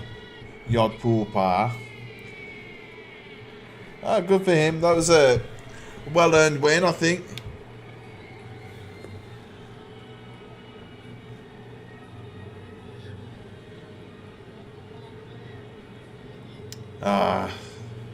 Russian guy not really showing his sportsmanship back, you know. Typically, when an opponent drops to his knees to give you praise, you should meet them, I think. What's up, Mr. X? Good to see you. Good fight. Did you see that one?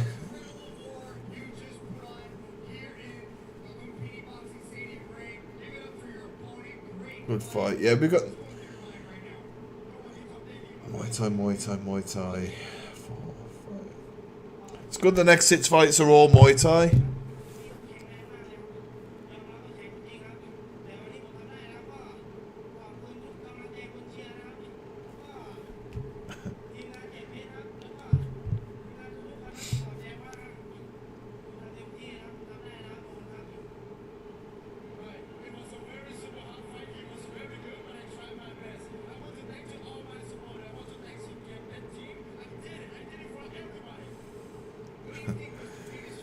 Oh man, that was a good fight, Mr. X.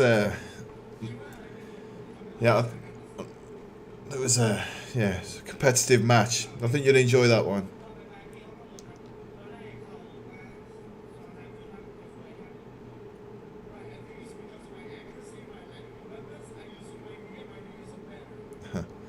Yeah.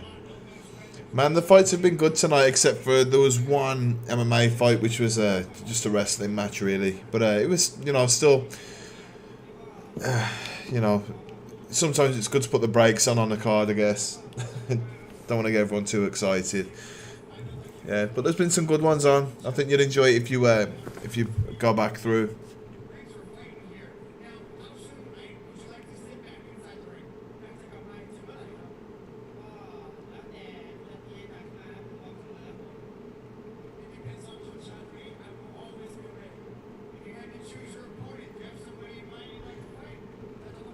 Yeah, there was actually a wild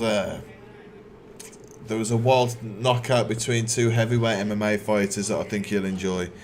It's only really short. It was I think like maybe 15 to 20 seconds long, the match, but it was a good one. It's funny.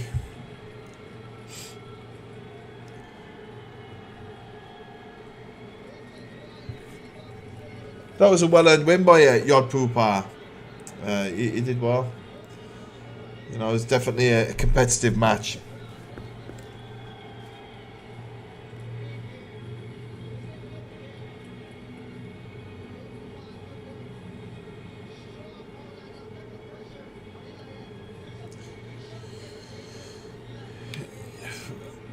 Yeah, well, I think what stands out when you mix a card of like Muay Thai, kickboxing, and MMA, that you just don't like the quality of striking. Just it's so obvious, like the contrast between them, and you know, MMA can seem very boring next to the good Muay Thai fights. Yeah, I'm sure it was about 15 seconds. It was funny. Well, not funny for the guy, I guess, but yeah, it's funny for us. Me and Disgruntled enjoyed it anyway.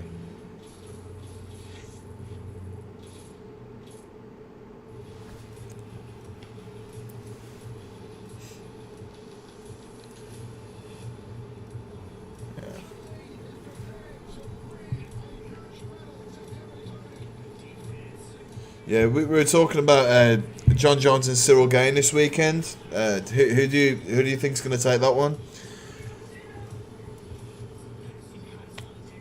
Me and Disgruntled both agreed that Cyril Gane's Muay Thai might be a bit overrated.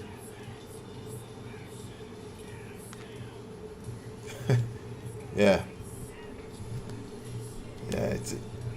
Well, man, when you get like a good competitive match like that, it really does change things, doesn't it? Changes the whole mood. I imagine in the arena, like everyone was feeling the fire of the fight a little bit.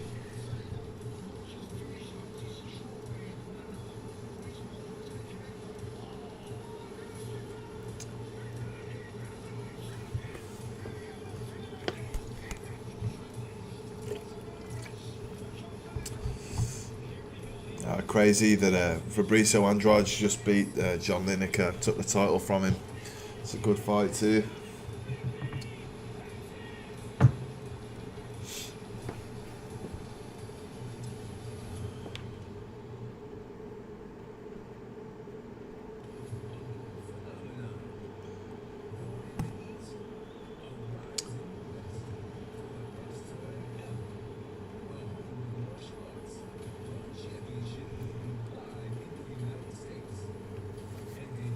Oh, thanks for watching the video, man. Yeah, I was fully expecting like a,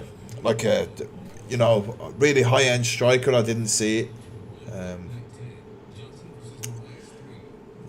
But I mean, he was only 13 fights in, and it seems like he's got this huge reputation of being an elite striker. How do you tell? 13 fights.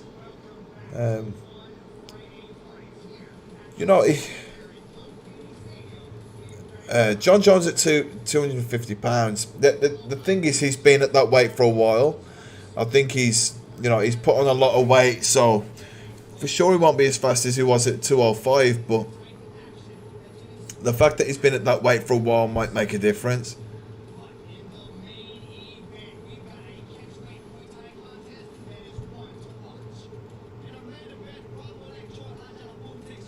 Super ups, look at that.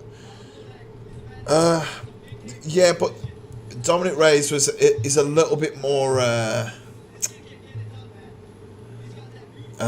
like Cyril Gane is like I think you just take him as like more of a traditional Muay Thai guy, whereas Dominic Reyes has still got a little bit more wildness to him.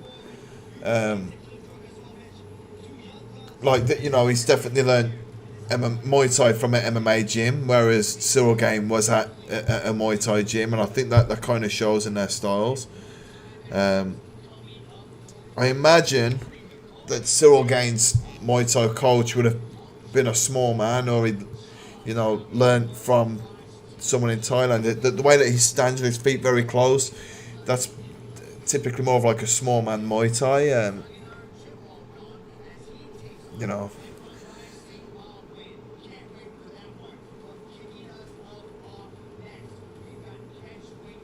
Really dead. I'm glad that this card's all Muay Thai.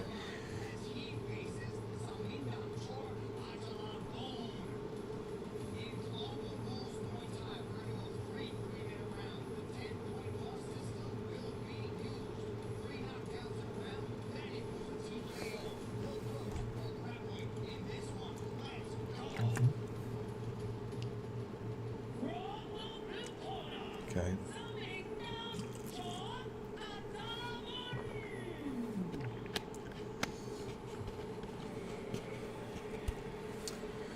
Yeah. John Jones is like, I mean, it's hard to say because he's been out for a while, but I think you're gonna see a hungry John Jones still. He seems to be a guy that wants to test himself. I just don't like that sometimes John Jones seems to be saying like things that make him feel like he's already won. But that might just be his mentality, for sure he wants to be a winner all the time. Like, sometimes it's like almost like a psychopath with some of the things that he said and the way that he fights,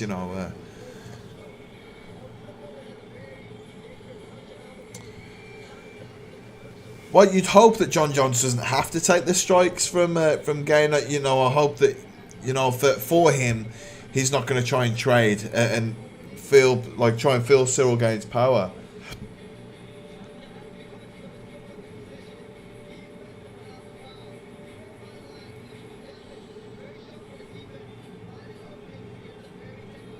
Yeah, I think if Francis Ngannou could take him down, and I'm sure John Jones can.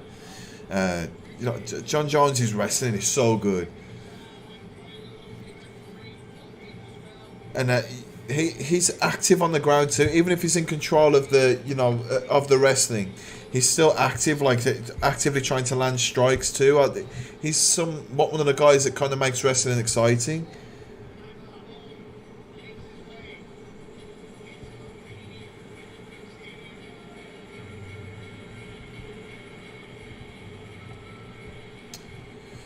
Dominic Reyes did give John Jones a lot of problems. You're right.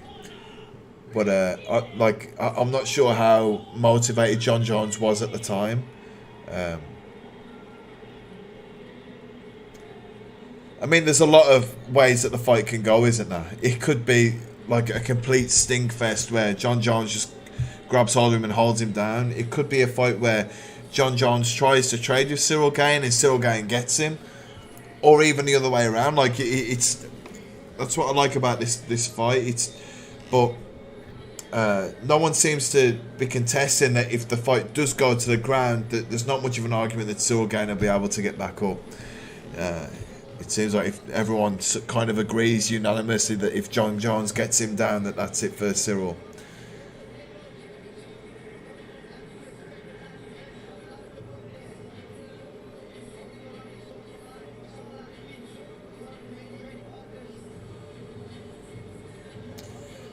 Yeah, I mean, yeah, I've seen John Jones' brothers are huge too, right? Aren't they? Aren't they both footballers or something? I definitely got some good genetics going on.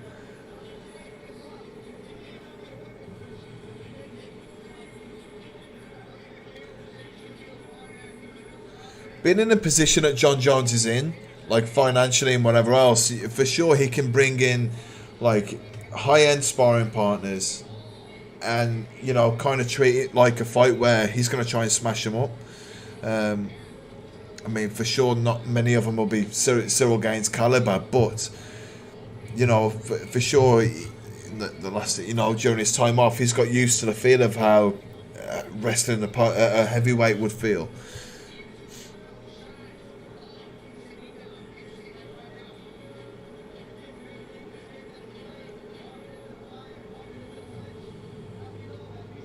Oh yeah, well yeah. Thanks for telling me about that. Yeah, I knew that his one of his brothers was a footballer. I didn't know he was that high up. But I mean, I've seen a picture of him. He's a tank. He's like huge guy. But yeah, I'd like to. I mean, I like Cyril Gane too. Like you know, I think it's a fight where I really want to see it, and I don't really mind who wins. For the sake of seeing like something like someone making history, I'd like to see John Jones win, but Cyril Gane comes in very humble. He speaks nicely. Doesn't really seem to carry an ego with him when he's talking, and you know, so he's a guy that you'd like to see win too.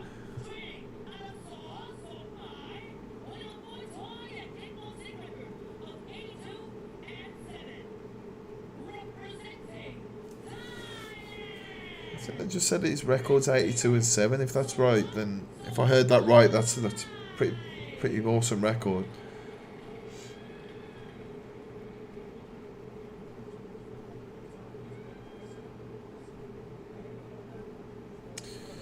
Yeah, and Cyril's never hit any pregnant ladies in a car or been caught with steroids or you know, whatever else that John Jones has done. I felt bad for Cyril getting booed. I was like, man, why are you guys booing him? Everyone's excited to see John Jones back, but you don't need to boo his opponent. Nice. Whoa, that was so quick.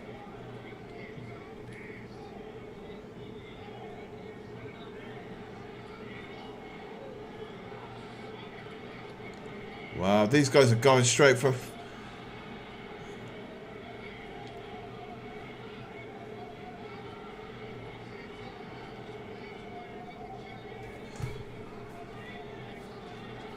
Yeah, these guys both after a bonus, I think.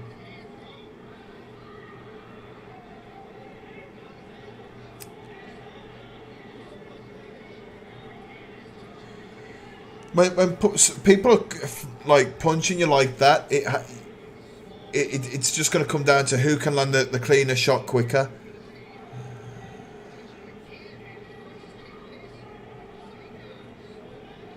Personally, I've never thought that it's a good idea to get involved in those kind of like wars like that.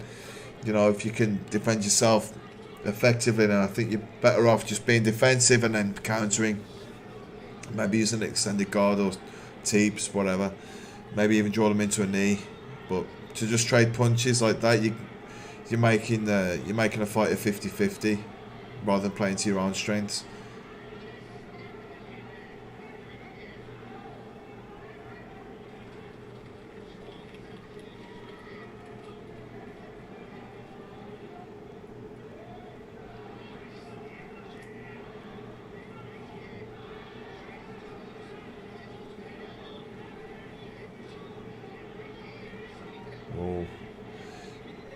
Yeah,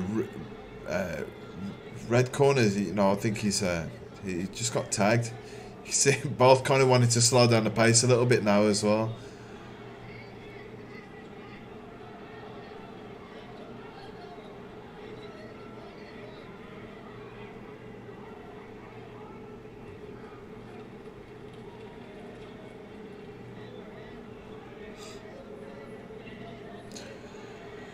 I really like that lead elbow that he keeps throwing too. Oh, he's got like he throws it in like it comes out really long.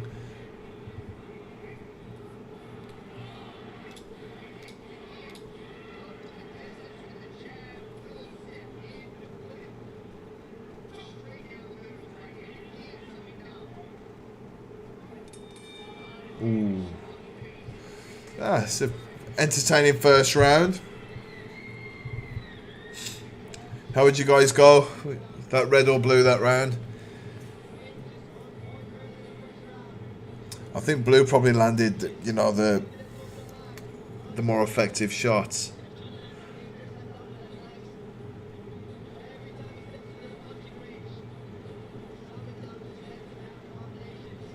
Look how long he can throw that elbow.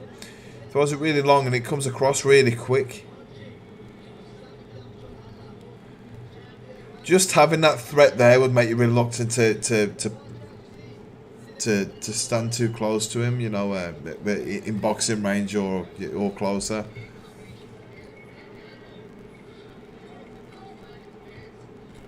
Yeah, I think that they'll probably give each other a little bit more respect going into the second round, but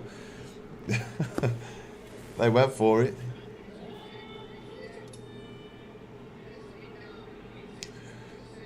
It sounds like wow. It needs to just take a second.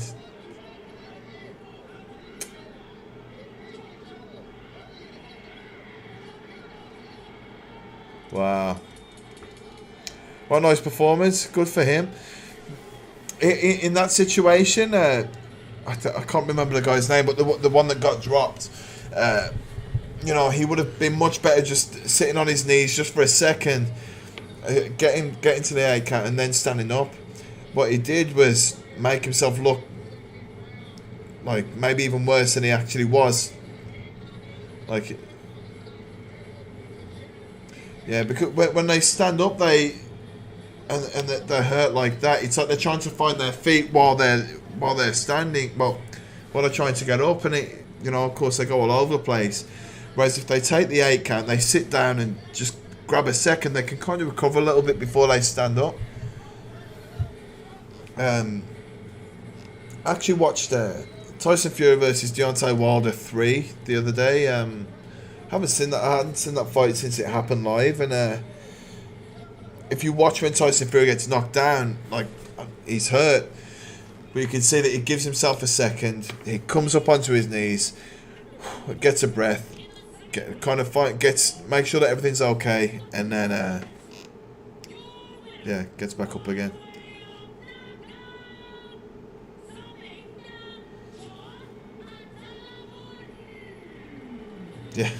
Yeah, neither of them wanted to let that go to the judges, did they? They were both willing to go. But man, after a very active first round like that, you start the second round and you've got to worry about your own cardio. Oh, fuck, have I got the fitness to do this again in the second round? But then you got to think about your opponent. Maybe they're more tired than me. Maybe I can push the pace more than they can, and they'll die. And good fight. Yeah, I think in the first round, blue hurt red more. Like there were more occasions where it looked like red had been hurt. Yeah, your right hand was an absolute treat, landing over and over.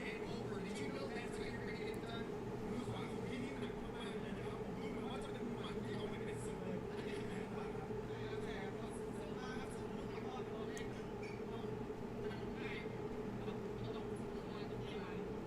Yes, I've been training. That's not my plan. I can use my right, especially with small glove, to get more people down very easily.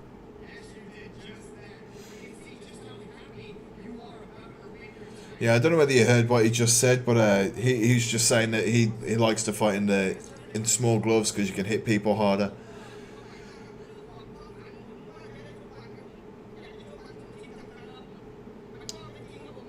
You know, it's definitely a lot different being hit with being hit with a 10 or an 8 ounce glove to a 4 ounce glove.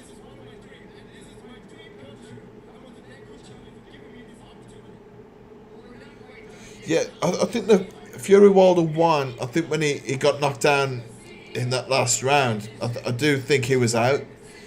Yeah, and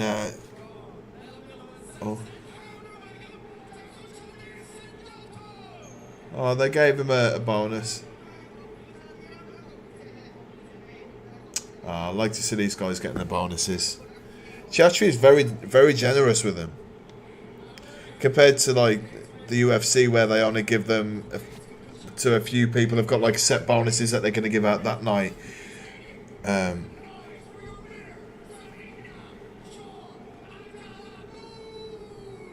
it's good that Chachi will just see a fight that he likes and then give bonuses. Well, you know, you got to deal with the tool set that you've got, right? I mean, you can definitely go and work on your kicking and knee and elbows, you know, whatever. But if you like to punch, then that's the and that's what what you're effective with, then that's your gift, right? Like some people are better kickers, some people are better punchers, some better better in the clinch.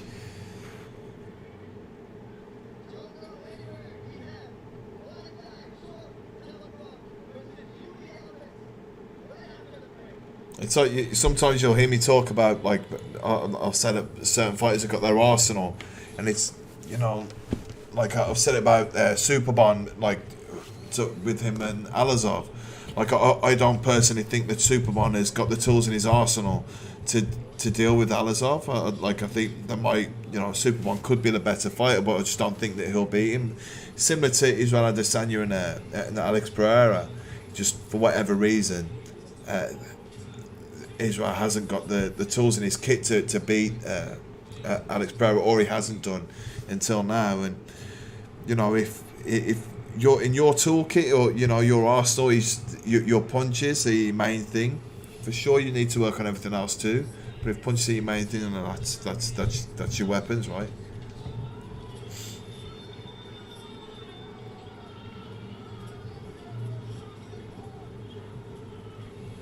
Yeah, so that's the thing. Like, to be an elite world champion, you don't need that much stuff. Look at Yodsanklai. Like, for sure he could do everything, right? Like this, gone back to the videos that I did. What we can learn from Yodsanklai's most effective weapons were his straight left punch and his left kick. That was it. Everything else, he was, as good as everybody else, right? Like, there was nothing particularly special about his right hook. There was nothing about his uppercuts that were any better than anybody else. His clinch was good, but he was just so good with that left kick and that straight left punch. Liam Harrison's another guy. Like, he's got very sharp, does everything well, but his main weapon is that low kick and the left hook. And then he's built his whole thing around that. Conor McGregor is another example. Like, he's not so much in his recent fights, but if you look at him back in the day, he built a whole game plan and got his whole like, everything was just all about this straight left punch that he got. Even to the way that he kick, he would kick like throw like round kicks from like both sides just to trap you in front of him with that straight left. Yeah, so it's just dealing with what you've got, what you do, but obviously working on everything else too.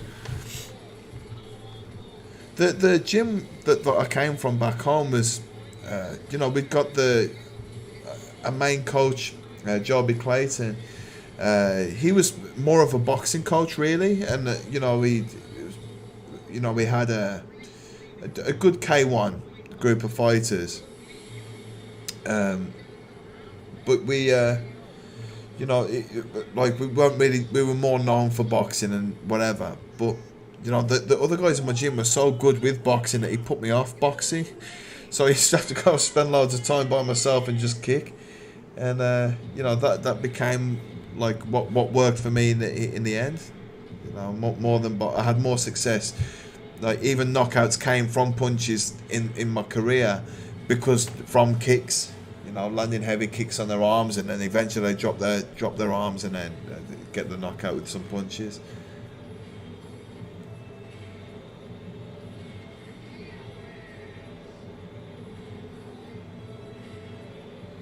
Oh, she's happy to be in there, isn't she?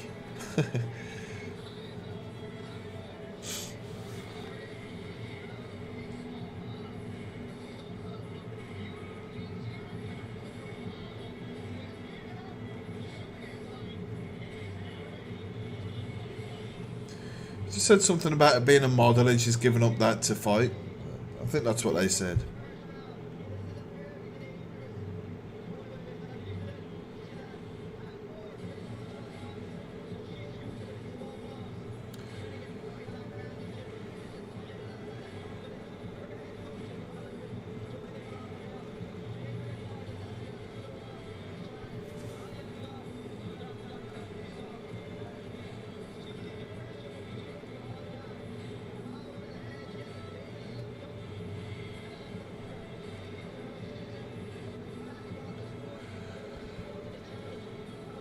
She's the full package. Comes in, dancing around, doing her stuff, and then she's gonna go and fight somebody.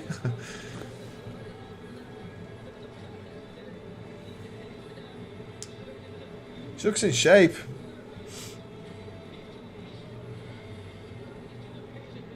She looks like she'll be tall for the weight too.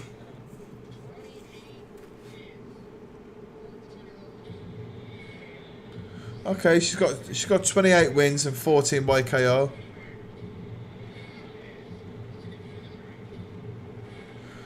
No, yeah. Yeah, it's a...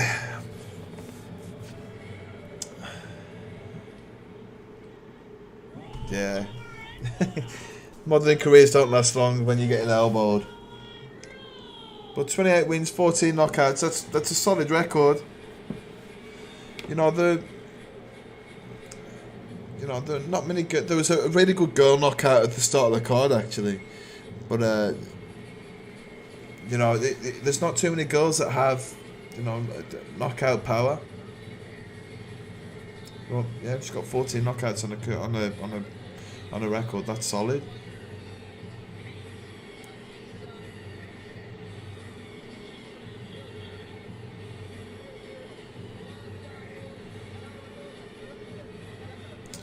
Which way are we going here? Are we going to go for the Brazilian girl or the Thai girl? She was impressive. Yeah, the UK girl at the start of the card. Very strong for the weight, and yeah. Deceptive too. She didn't look like she didn't look like a girl that would have power, did she? Yeah, you're right. Yeah. Yeah, it's funny,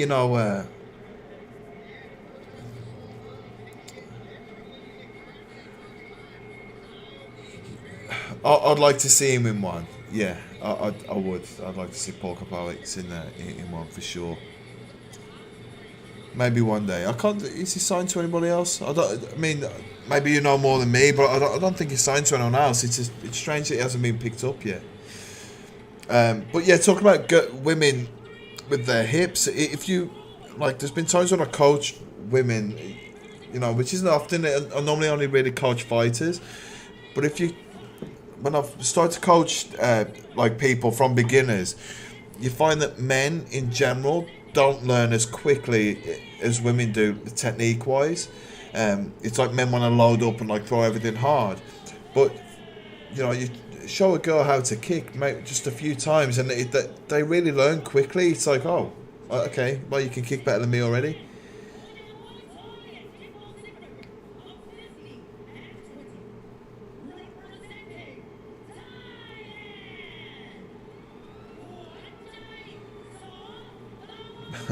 Yeah, he is a crazy guy.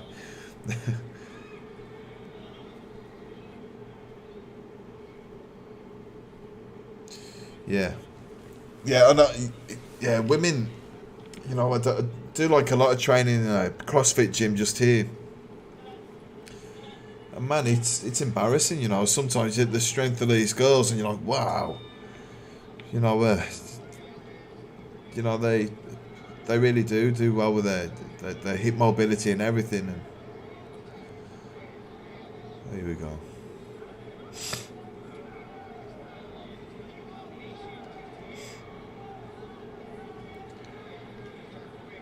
Brazilian girl's got very long limbs for her size. Looking at it here, you know, seems to have very long weapons.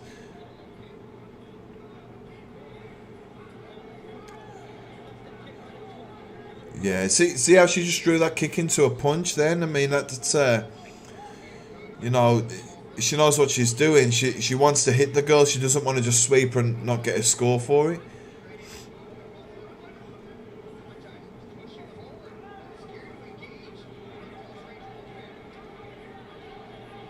It's a thing, you know, like, you catch someone's kick and you kick them off their feet for sure. It looks impressive and they have to stand back up again and whatever. It looks good for the judges.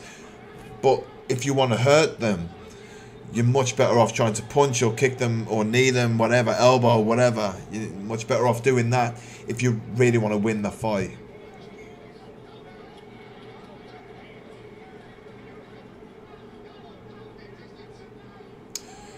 Yeah, I did see that fight. Man, yeah. That's a tough guy.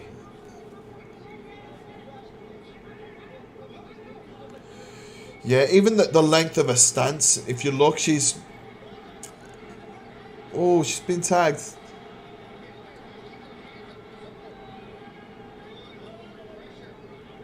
Good work. Yeah, even the way that the Brazilian girls keeping her stance quite long at times. You know, it's she's trying to throw hard. It's a nice teep. I think she'd probably benefit from throwing a few more teeps. She's looking very clumsy since she's got tagged.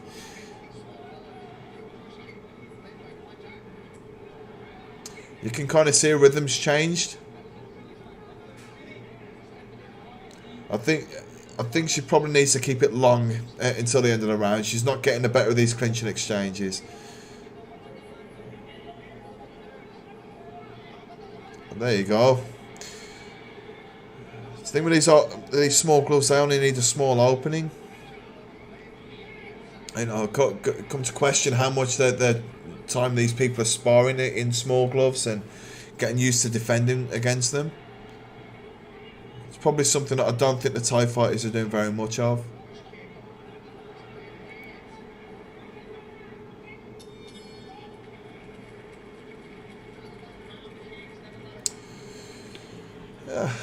The Brazilian girl also, if you look at it, she's got like quite an intense energy to her. Like, she's very in your face all the time, and you know, it's unfortunate for her. She's, you know, it's not always working well for her. I mean, that very wild punches here. She'd be much better off straightening them up rather than throwing them from the hip.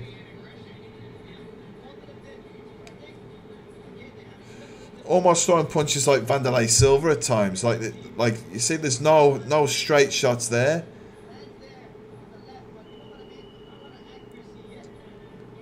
I'm sure that after this fight, her hands are going to be hurting. She'll have been landing with a thumb and stuff a little bit as well. But yeah, instead of throwing straight punches, she's just trying to like throw hooks all the time, and it might overwhelm some opponents. But you've got to think that like that a straight punch is going to get through much quicker. She's also got a habit of like coming right in while she's trying to throw these shots, which is going to leave her vulnerable for elbows.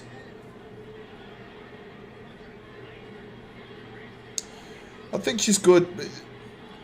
She'd definitely benefit from a coach really taking her in and breaking down her style a little bit. This Thai girl is very good. You know, she's weathered a storm here.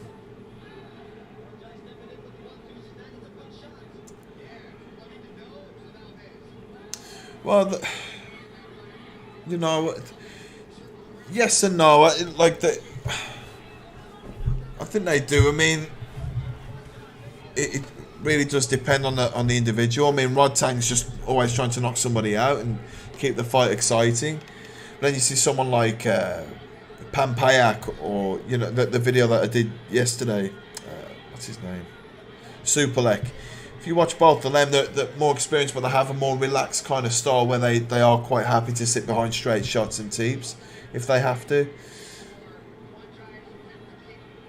I think that one really wants to have exciting fights, and it's almost like they're choosing guys that are going to be looking for a knockout all the time. And I'm sure there's like knockout incentives that where they get paid more for knockouts. You know, we've already said Chatri's generous with the bonuses.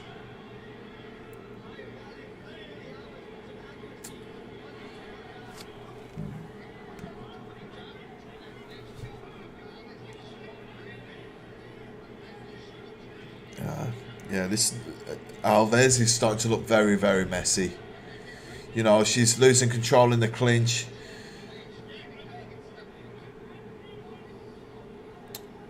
Yeah, I think she like, see, they're very messy hooks. Okay,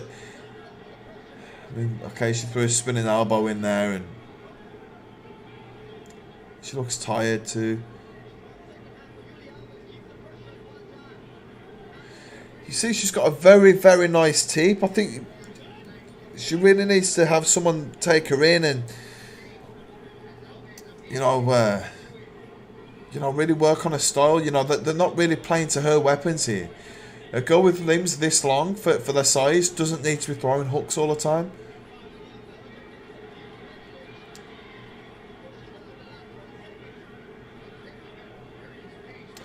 Yeah, you're right. Yeah, I agree with what you're saying there.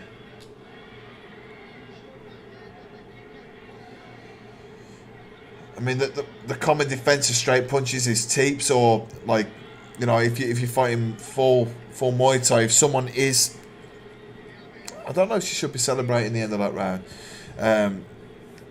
If you are in a range where someone is throwing straight shots and you're struggling with them, you're either going to be much better off teeping them away, or being able to parry and bringing them into a clinch. And I think that's probably why you see less straight shots like that. But this girl, she's got good long weapons if she wanted to use them. I mean, look at that. She threw a straight left to the body, and before the right hook, before this was even back, she's throwing the right hook to the head. So like both of her hands are away from her face at the same time. It's very messy, and you know what? At the start of the fight, they said that she was, she'd had a lot of fights. So, it's surprising to see a fight like this. I couldn't understand why she's had knockouts, so, this would overwhelm a lot of opponents.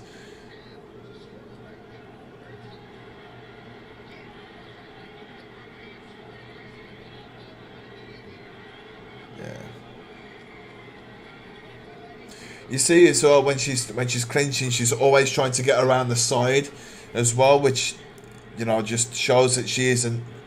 That can be effective to get around the side, but you need to have control of your opponent's guard and their head. If not, that like this kind of stuff can happen. I think she should really be playing the long game. She has shown that she's got,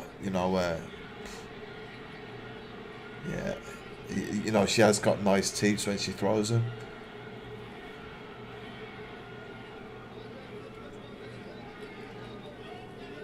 Yeah. There are times when she just doesn't know how to deal with the clinch, and it shows.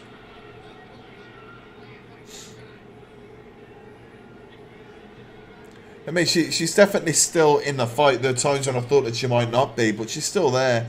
She's just not been able to do the score effectively. I mean, full respect to her. She's left a mark on the Thai girl.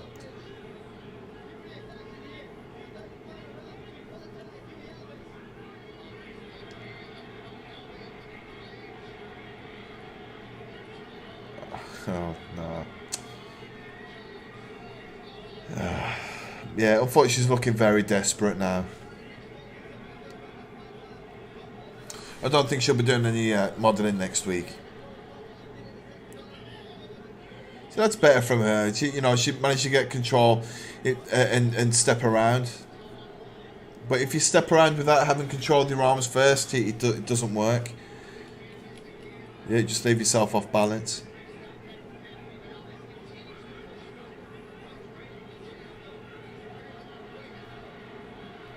Oh, she chose to block a punch with the side of her head. It really is, spinning's the last move of a desperate man, I think. And it really doesn't make any sense to me. It's like, why is that part of your arsenal? Like, but you just a straight 1-2 isn't.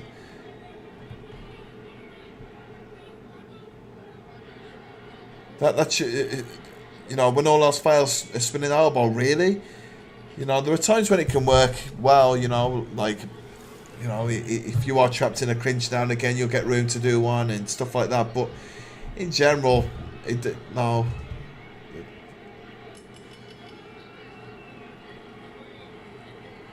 I'm very surprised that she's celebrating like she's won that.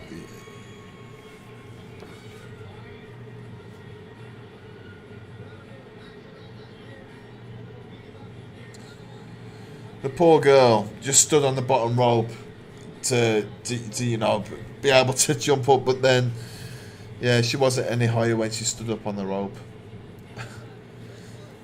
Oh well. Credit to her, she stayed in the fight, and there were times when, she was definitely hurt. And, to be stuck in some of the positions that she was stuck in, and the desperation showed that, it's not like she just went down and, gave up. So fair play to her. But, I think that was a decisive win for a Thai girl, I would have thought. What do you guys think? Do you think, are you with me with the Thai girl winning?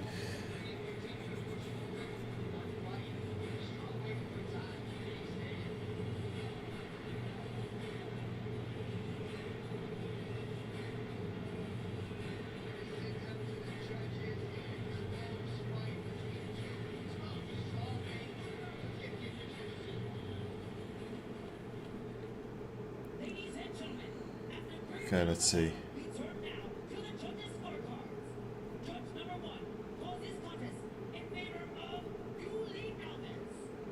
Okay, one goes to her. Okay, so split decision.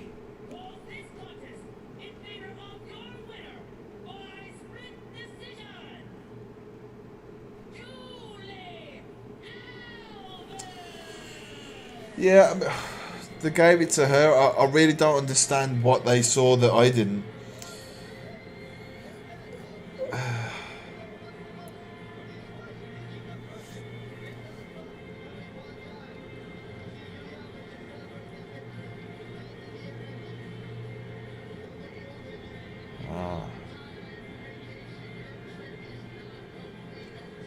I mean, so this has happened a few times where I've thought that a fight would go one way. I thought that the Thai girl had done enough to win it. I mean, maybe they scored it for work rate, maybe. I'm not sure. What do you guys think? Do you think that the... yeah. So you didn't like the decision either? Yeah, I mean, the times that she did some good stuff in the clinch, but I thought that the Tiger had the upper hand in the clinch too. I'm not sure. It was a split decision, so at least someone had it the same way as me.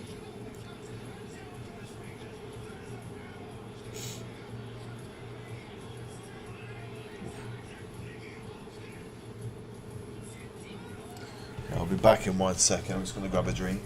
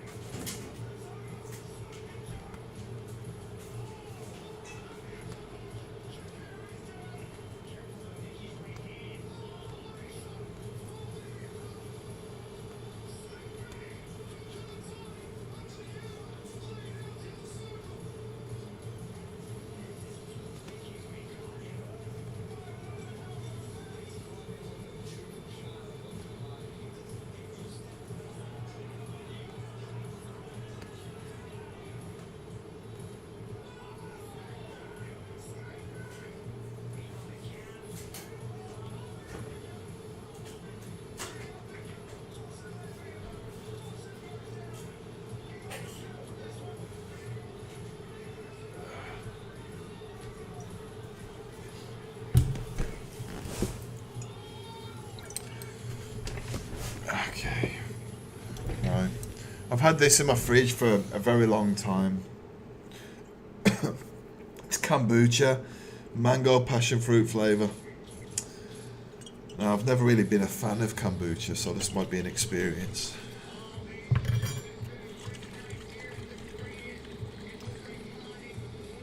Regardless of the decision, I think that was a fun fight to see, and it was entertaining. Oh, I didn't realise it was so busy.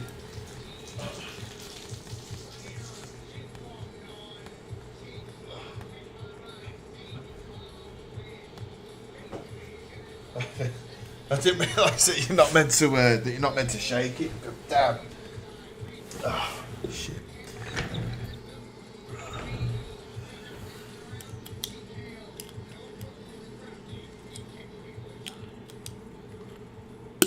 Now I smell like a brewery. I'm more kombucha-y. You ever try this stuff? I'm not sure how it's gonna go.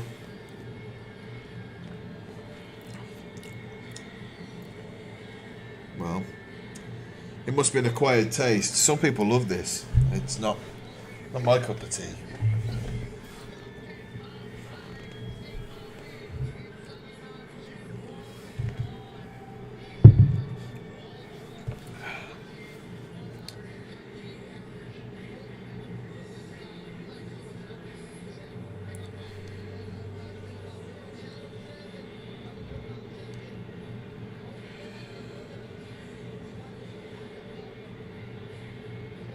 Looks like a couple of veterans. A couple of guys who are very experienced.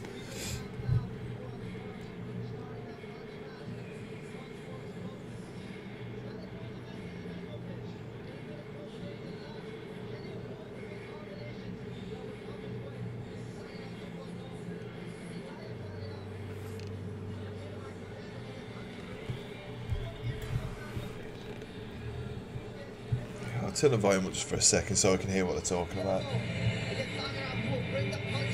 Oh. Yeah, the one audio's not very clear at the moment.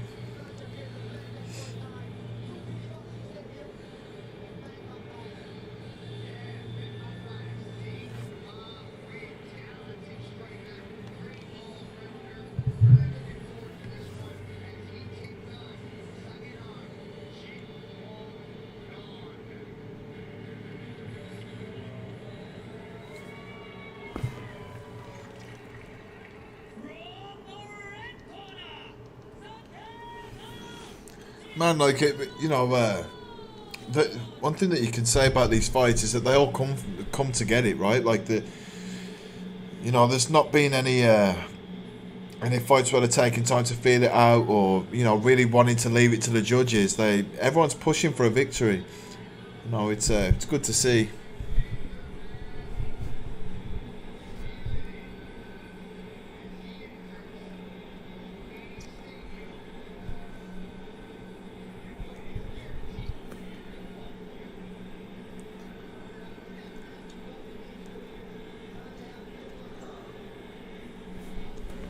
See, has he got black or something in his name? He's probably upsetting a few of the woke left wearing that.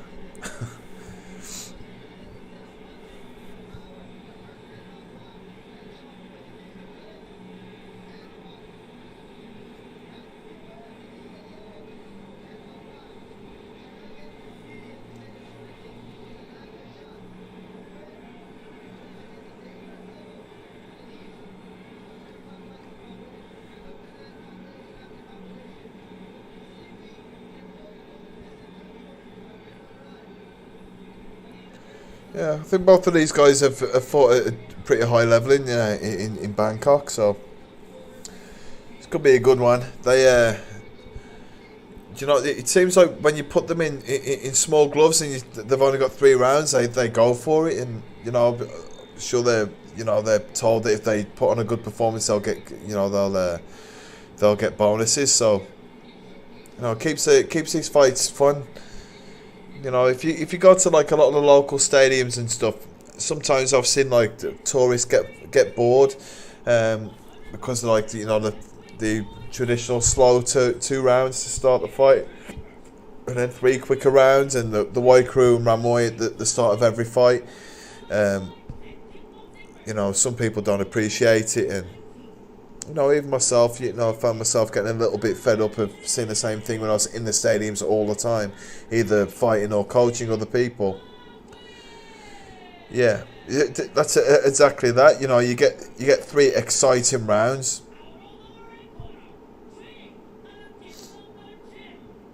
I think some people didn't like it because they wanted more, and I think it's a much better thing to have to actually get less but want more, right? Like than it is to have too much. You see some people that they have a A18. Thanks, man. Thank you for watching, and I appreciate your comment. Thank you.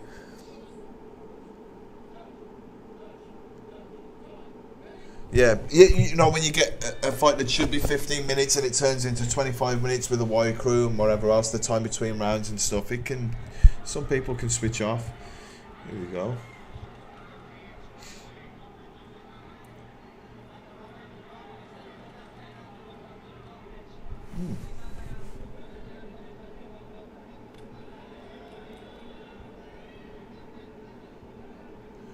Sagengam, it kind of reminds me of like, I don't know, maybe Sexan or something like that. Like he's definitely a fighter who's got like a very similar style to. See him waiting for that low kick to come.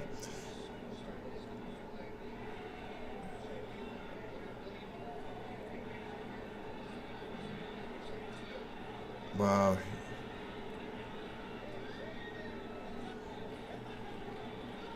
Oh my god. These guys are throwing bombs early.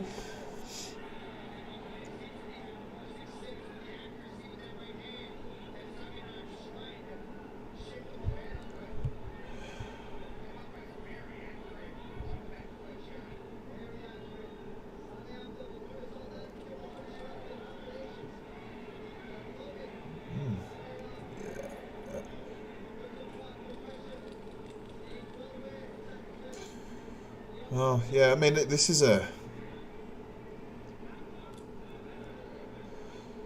it's a good start to the fight. Sagengam doesn't look technically that good. Like, his kicks don't look particularly polished. I mean, he's not even really holding his hands up in a way that looks good. But what he's thrown has been, quite effective.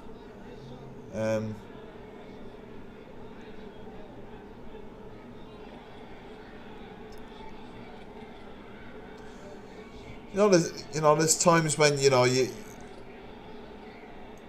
it really just comes down to being a better fighter, regardless of technique and athleticism, whatever else. Sometimes someone's just a better fighter. Or a good fighter, should I say. Yeah, there's no kicks. I don't think either of them are very interested in leaving this one to the judges, are they? There's no point scoring going on.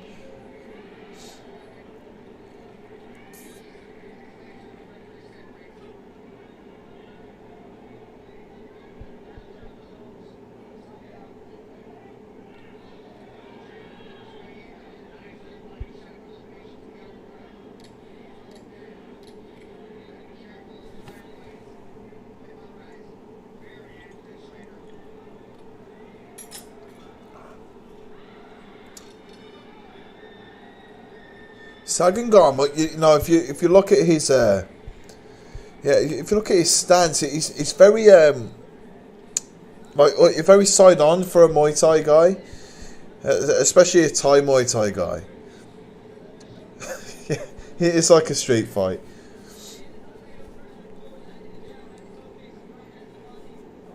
Yeah, I mean, no disrespect to Sagangama but he's not like a very traditional striker. I mean, he's effective in what he's been doing. Like he's doing well. He's very tough. Look at him. I mean, the highlights are showing some stuff now, but yeah, there's something that's like almost off with him. Like very little defense. It seems like he relies on toughness quite a lot, which I don't think is a good thing to do. Like just under the light there, you can see he's got a lot of scar tissue underneath his eyes.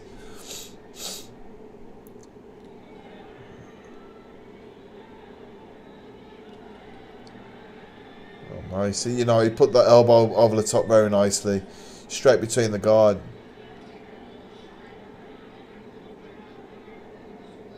Seems like he's gone back to his corner, and his corner have told him that he needs to cut the guy open.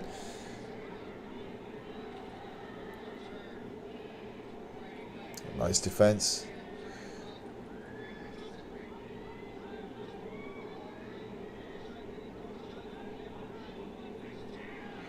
So he's mixing up the ranges. I mean, he's very unorthodox, but like he went from using using his teeps to stepping in with an elbow. Elbows are high scoring techniques, but the thing is they tend to cut people open. So once someone's bleeding,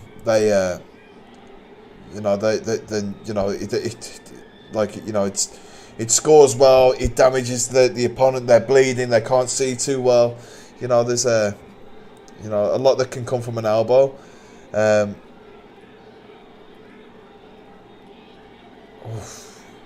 Yeah, but of course you can throw them a lot without them landing too. So it's only if they land that they score. If you just hit someone's guard, it doesn't score.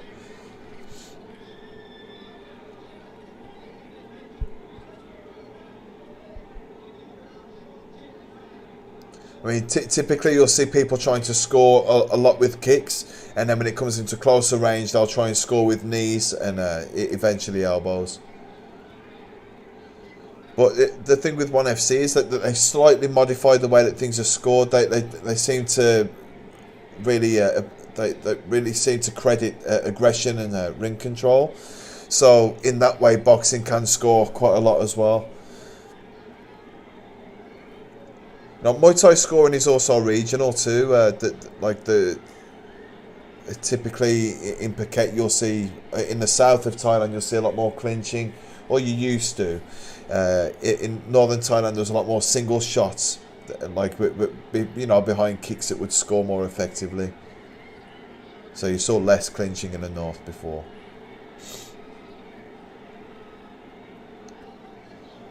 Man, sagging arm so tough.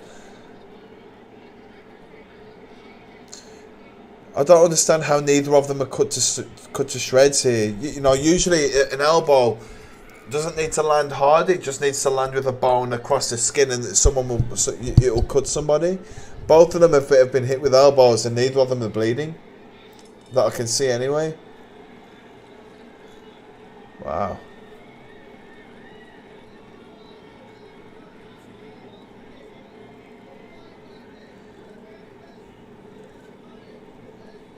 Well, that's an entertaining fight. I mean, who have you got going into the last round? Red or blue?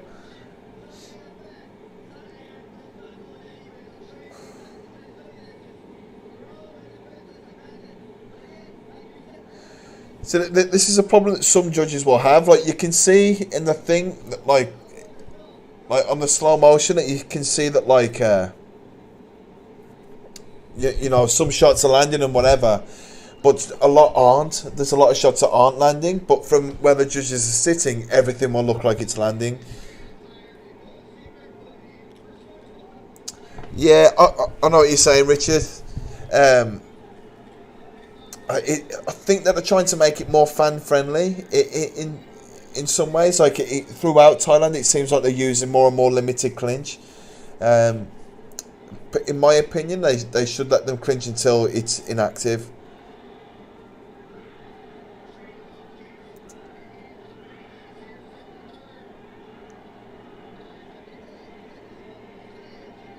Yeah, Pet Bam Rai. I think he's got the upper hand here. They're both, they're both uncertain whether they both want to work in this round too, which is typically a sign that neither of them think that they've won yet.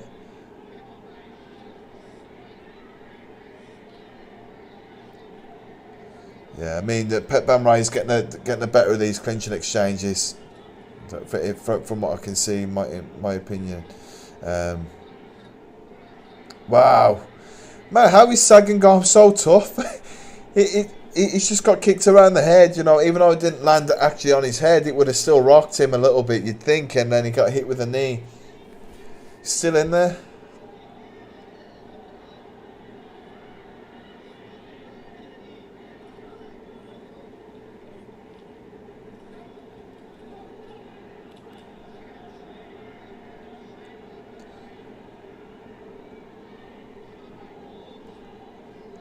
Yeah, there are a lot of fighters that I think having the longer clinch would benefit.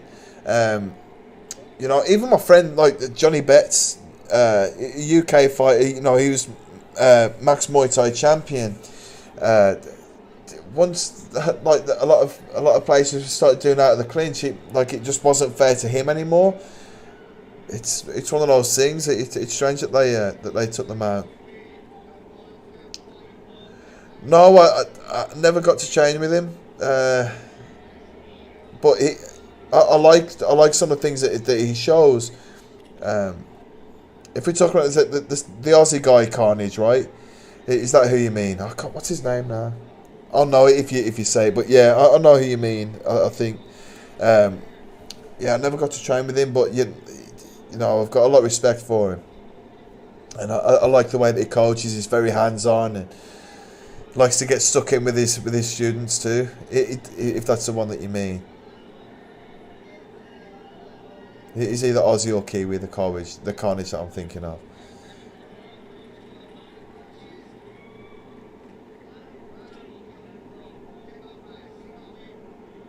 Yeah, that's it. Nathan Corbett. That's it. Yeah. Right. So yeah, I'm thinking of the same guy. He is Aussie, isn't he? I like the way that he coaches. He's very he's no bullshit kind of guy.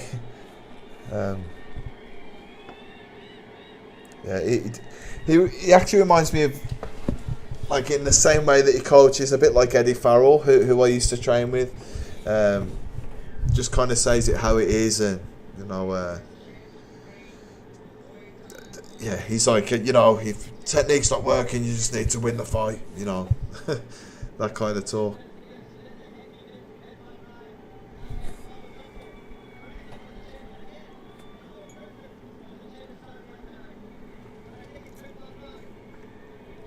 But where are you from, Richard? I'm always interested to know.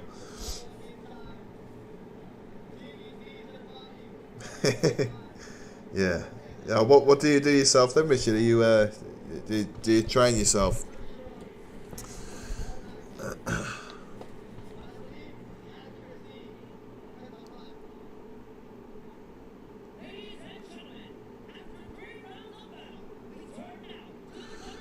Okay. This fight, I would think would go to blue, but I wasn't judging at the same time. Yeah. Oh, that's awesome, man. Yeah, disgruntled from the US too. Where about? Where in the States are you from? Yeah, I think that was right. I think he, yeah, that was the right call for that. But man, they both showed that they wanted to win, and you know, I like both their attitudes in the fight.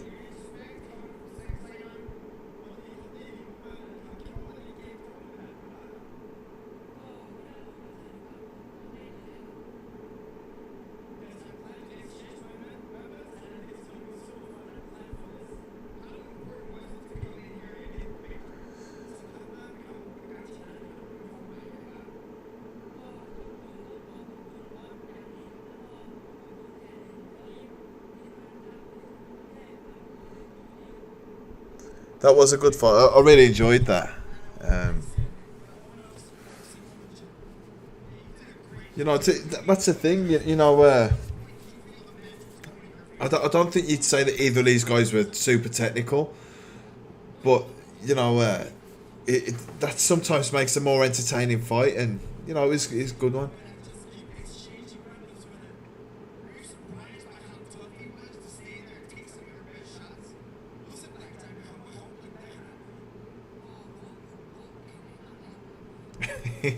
He just said that he was very surprised at how tough his opponent was.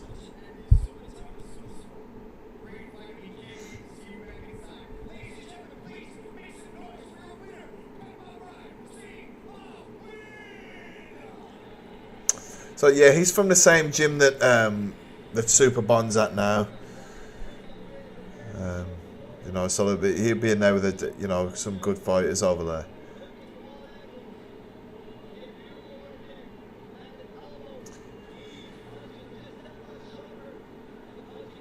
Man, he would have known that he was going to be fighting this opponent. Man, like, to know that you're going to fight someone that's just going to be able to eat your shots like that can't be nice.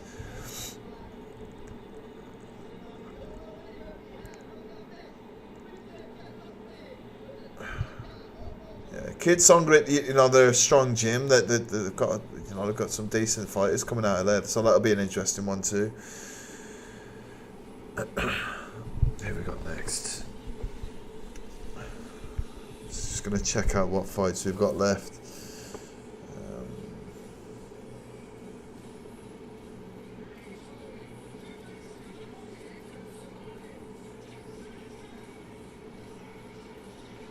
Okay, we've got 3 fights left. All Muay Thai. I do coach fighters, but I don't do it while I'm in Thailand. Unless it's like a friend that's just asking for help or something. I've worked in Las Vegas. I was there for about 11 months. I've worked in Australia too. I was in Perth for 6 months a couple of years ago.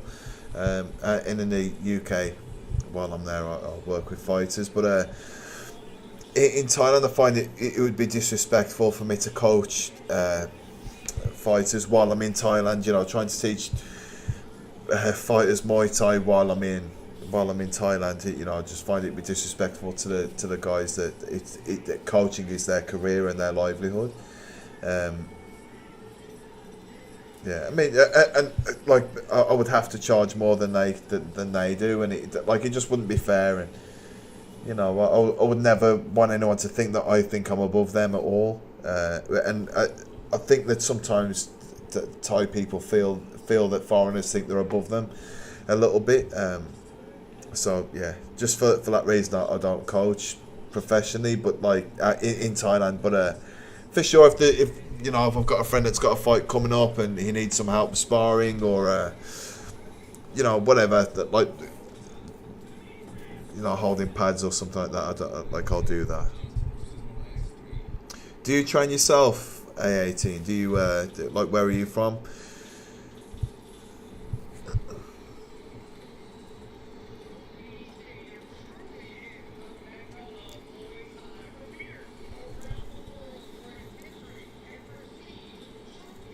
No, I do like, even though I've been like happily retired now from fighting for a couple of years, I do still think about fighting all the time.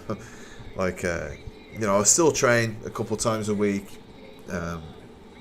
Just going to hit pads and do a little bit of sparring and stuff at the gyms here in Phuket. But like,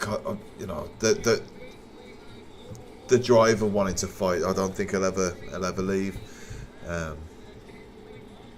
So yeah, I do think maybe this year I'll have one or two more fights and then actually retire. But when I did retire, it wasn't by choice. It was I'd had a motorbike accident out here. I was actually in Chiang Mai and I got knocked off my scooter by a drunk driver, and I damaged my shoulder quite badly. And yeah, it took a long time to recover from, and I still don't have full range. So like, I can't lift my arm up above my head and stuff like that. So, but I think I could probably fight now.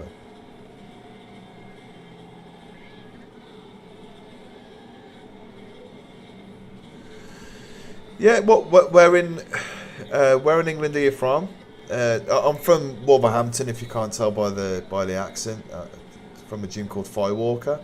I don't think that they really have a fighters program going on anymore. But there's some good gyms in Birmingham and all over. But yeah, if you let me know where you are, I can kind of try and direct you a little bit from there. What gym are you at now?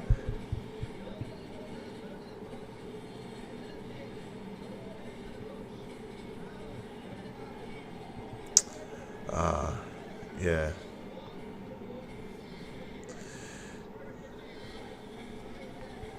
What's up, Mr. X? Yeah, you were injured before you fought, before you went into the second fight. They, that kind of thing can happen sometimes, especially you'll see it in Phuket quite a lot because the trainers make money from you fighting. It's just, one of the sad things that, like, you'll tell them that you're not ready and you feel sick or whatever, and they'll still make you fight so that they don't have to pull you out and they still get paid. It's sad if that is the case. Okay. There was a good gym in Reading. I fought a lad from Reading. I think, was it Titans gym that was in Reading? His name was Scott Court, and he was like a big, thick, like, I think he'd fought in MMA before, but it was early in my career. I think it was like maybe my fifth fight. But we fought in we had a good fight. It was fun. But I'm sure it was. Let me just see. I'm sure it was Titans gym or something like that.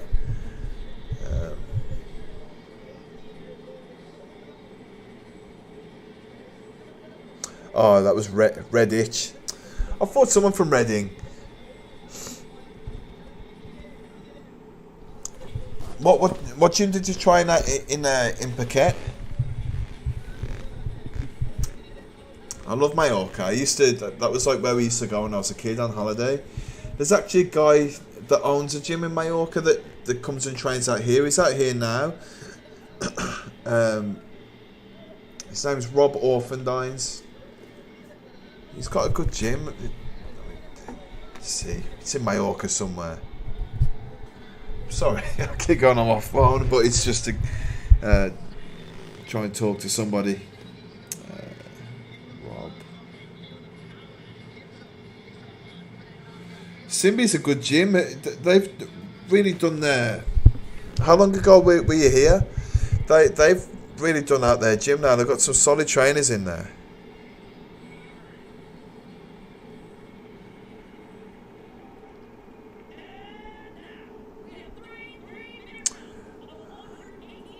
Okay. Yeah, I can't. This guy, he hasn't got his gym written on his page, unfortunately. But yeah, he's got a gym out there, and they do bits of Muay Thai there.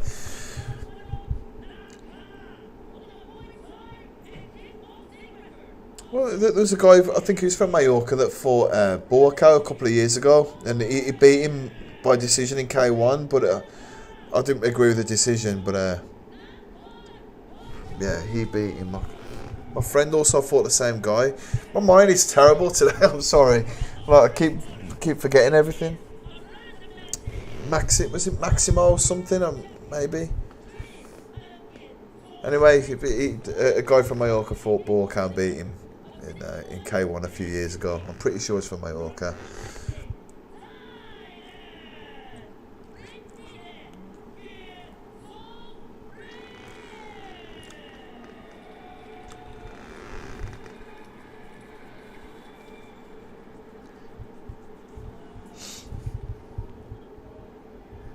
Yeah. When I was in Mallorca, I used to live in used to go to Alcudia. There was a time when I spent like 6 months there. I really loved it.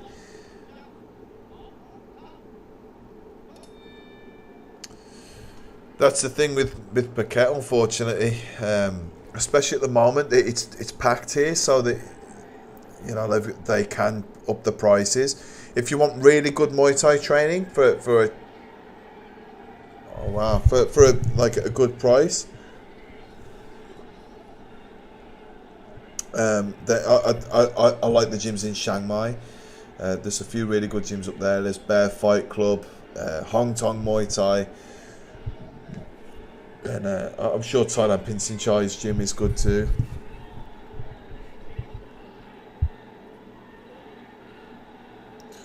Wow. Another quick going fight, right? They're going straight for it.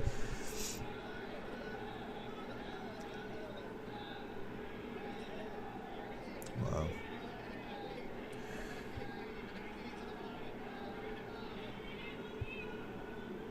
This is an effective clinch defense. That this would work in MMA gloves, but not really in boxing gloves. The hands would just slip off. Like holding their hands like this.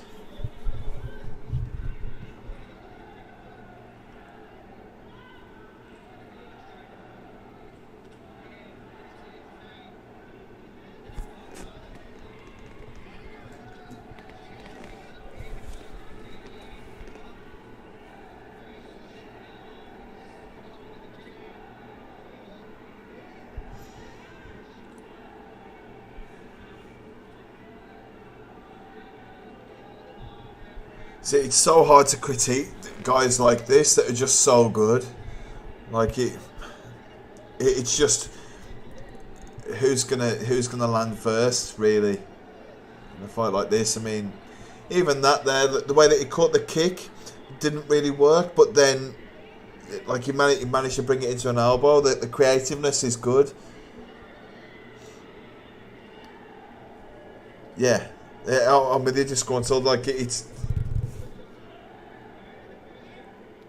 Yeah, the way that they're able to just make things work in different situations is so good. I mean, it's just a lot like spending a long time sparring. Wow, it's from spending a long time sparring and playing like more of a play spar than foreigners tend to do, and doing it without having a danger of being punished for trying new things. Like there's a lot of the time when people just want to spar and win the spar, like almost like a mini fight. Whereas if you're going into a spar and you know that you're not going to get hurt, you trust your opponent, your partner, and you can try all new stuff. That's where this creativeness comes from. I'm gonna have a look what that guy's name was now, because it'll upset me until I figured it out.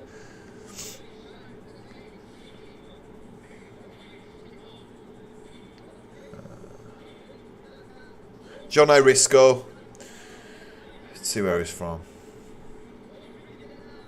Oh, John O'Risco's from Tenerife, not Mallorca. Yeah. My friend fought him and beat him, and then my friend Kerith Bella, who is a really good K1 fighter from the UK, and then John O'Risco got the fight with Borcan like two or 3 years later.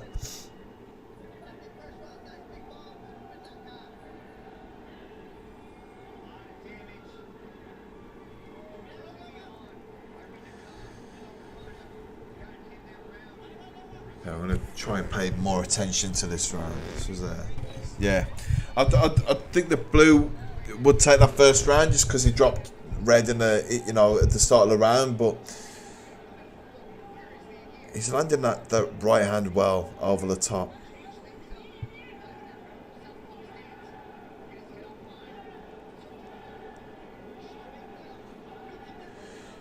This is really like the more like typical. If you go to Lumpini like a few years ago, I mean not as much now because they don't have as many shows. But you go to Lumpini, you'd see guys like this that are so evenly matched. It's very difficult to like really like but like really say anything about it. And I think that's almost why Muay Thai like that didn't draw the same attention from Westerners that like to see like the more explosive, more exciting stuff. You get these guys where they're just kind of picking, like, I mean they're both trying to damage each other, but it's almost like they're picking more.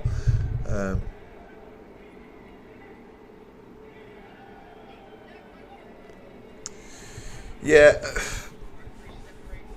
I mean if you want to fight with foreigners, you're going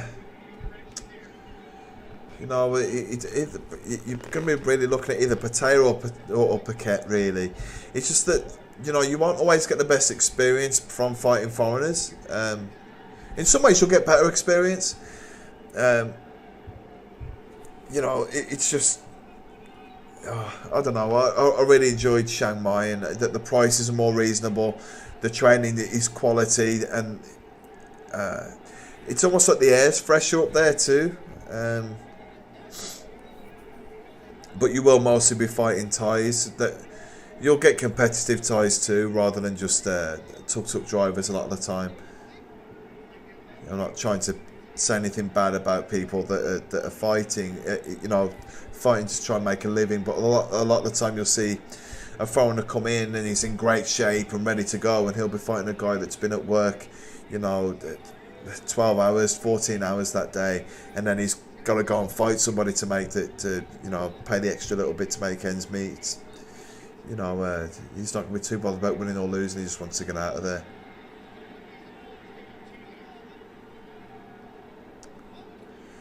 Well, when I first came to Thailand, I had my first, I think, 12 fights in Chiang Mai, and I actually don't think I had an easy one. Much less than you'll see in Phuket anyway. In Phuket you'll see a lot of the time it's just these guys that really shouldn't be fighting. They're just trying to get paid and put some food on the table. I hate to see it. So, but yeah, Chiang Mai, you'll get a good range of opponents.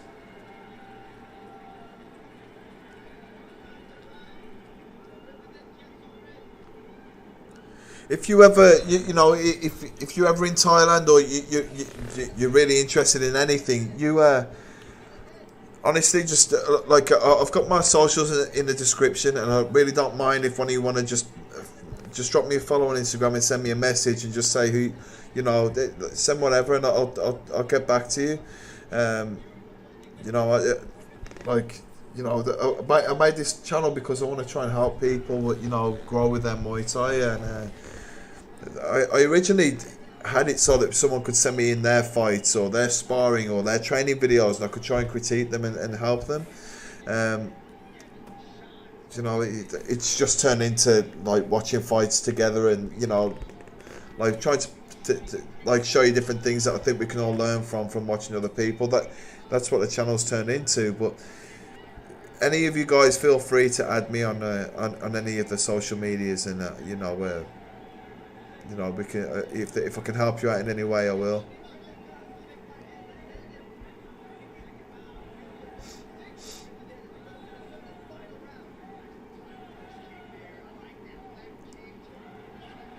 Ah, nice.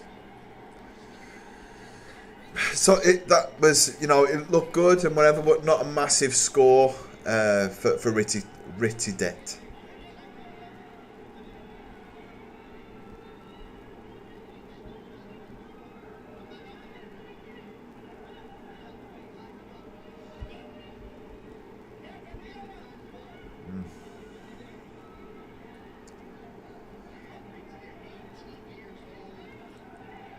These lads are only young, at 18 years old. I just heard the commentator say.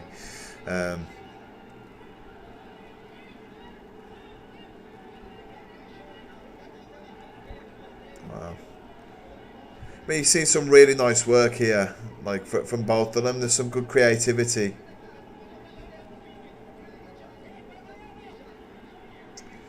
Instagram, yeah, yeah. Instagram's probably the best one.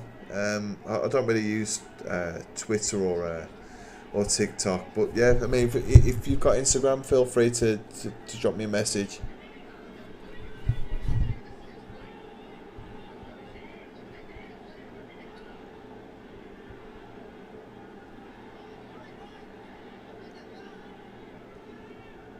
Wow. Wow. I'd like to hear the talk that Chattery has with the people before they're gonna fight. I imagine that he's telling them that he doesn't want to see anybody trying to coast to the finish or taking their foot off the gas. That's the good thing about putting bonuses in, is that people will try and get the fighters will try and get there if it's there to be won. Typically, in the last round of a fight, like one person will take their foot off the gas, and you'll kind of be able to tell who's won from there, or who they think has won.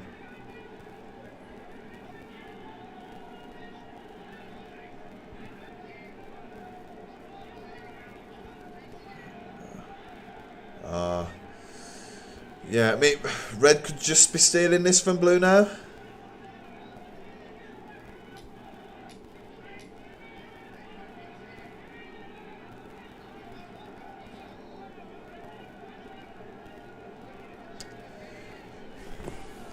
When you say if they sort everything out, what do you mean with you mean with the Muay Thai thing, the Muay Thai board being upset?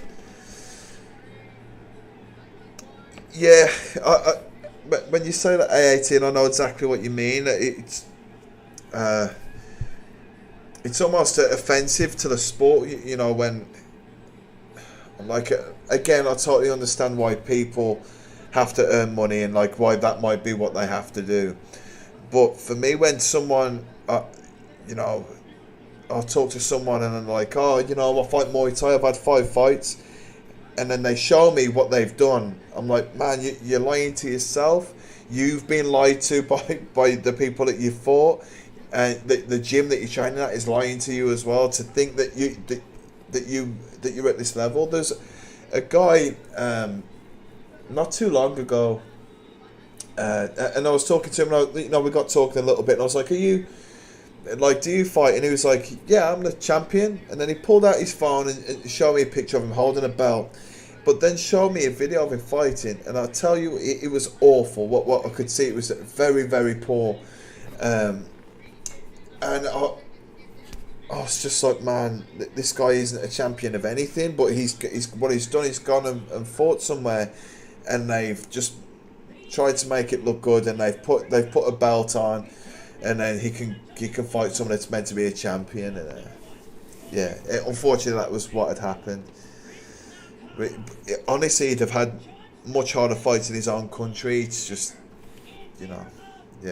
sad.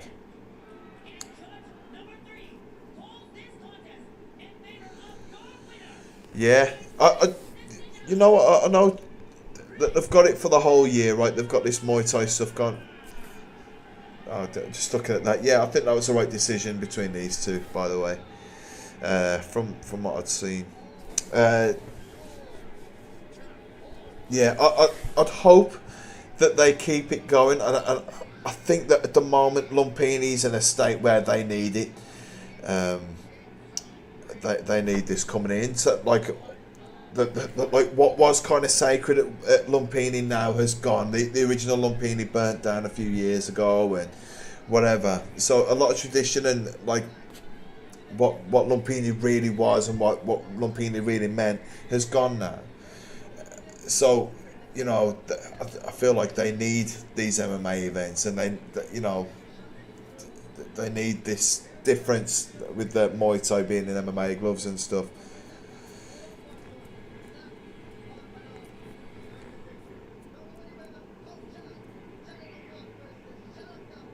Okay, so we're on to the co-main. You know, you can always expect the people from PK Sanchai to be good. Let me see if I know this person. Let me see.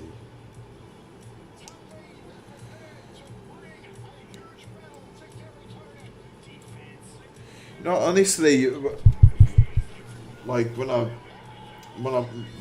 started to fight in the UK, the fights were so hard. Like the level, because people wanted to fight. It wasn't like they had to.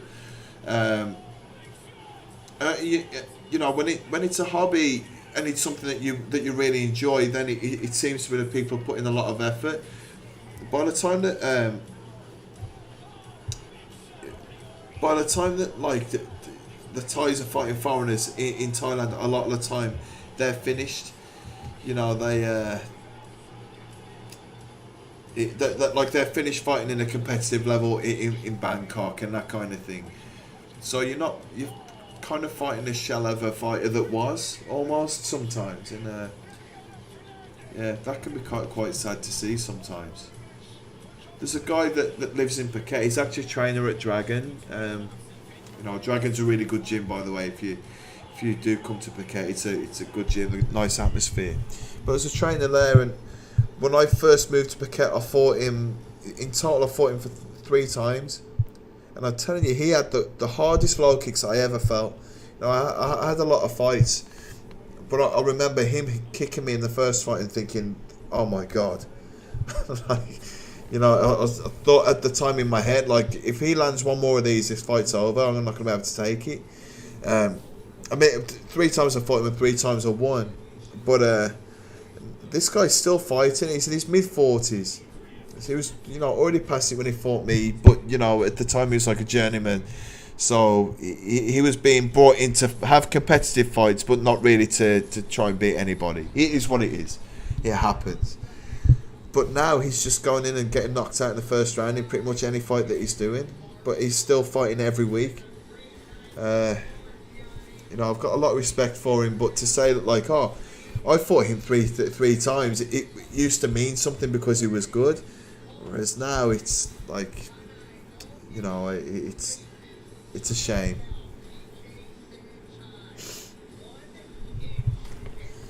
Chalam Khao. Okay, I haven't seen Chalam Khao before. Conchai I've heard of. I think both of these have fought on like Channel 7 in the Channel 7 stadium before. I could be wrong.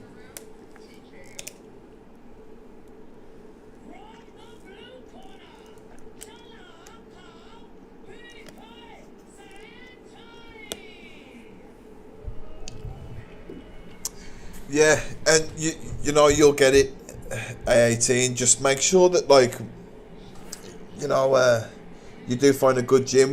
When you come out here, just let me know and I'll try and help you out as much as I can. I've got a lot of contacts in, you know, that are in Chiang Mai that could help you out, and, you know, I'm looking to maybe move back there for a little while, in a few months. So we'll see. So if I'm there, like, for sure we can meet up and you know, I'll help you out with training and stuff. But yeah, so what I'll say with like fights like Super Champ and Max, you know, I really like that you're saying that you're not that level yet. A lot of the time, particularly the gyms in Phuket, will push you to try and fight to fight in these big shows. Thai fight is like probably the worst one for doing it. They'll pick somebody that's had 1 or 2 fights and then put them against Sanchai or Sayok or somebody like that, and they'll just get smashed. But it's terrible, but it's entertaining to watch for people, right? Like they you know, but just having a whole night of knockouts is fun to see. When you don't consider the individual that's in there getting knocked out.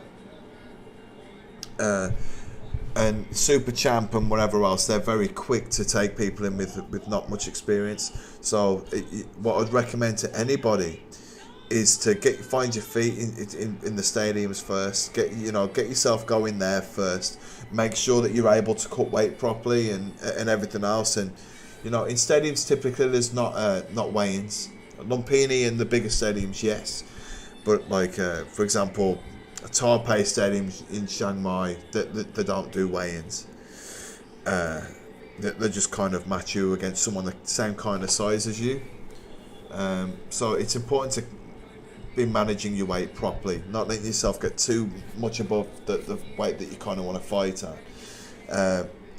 And be fighting regularly, and really surrender yourself to the system where you're doing what the Thais tell you. Find some trainers that care about you, and they'll look after you. They're not just going to try and be making money from your fights and betting on you. I've been to fights where trainers have bet against their fighters because they know that they're going to lose. It's not good. When I first left the UK to come to Thailand, it was because I'd met a Thai guy that offered to take me in at his gym as a sponsored fighter. So when he left England to go back to Thailand, I followed him a few months later, and I was in Chiang Mai. Initially, I was going to stay there for 2 weeks, and then I spent that time there. I was like, I'm not ready to go home, so I stayed for 3 months, and then in that 3 months, I had 8 fights, I learnt a lot. Unfortunately, that gym's not there now. The lease on the land ran out eventually. A couple of years ago, and it's not there now. So it's sad, but there's still some quality gyms in Chiang Mai.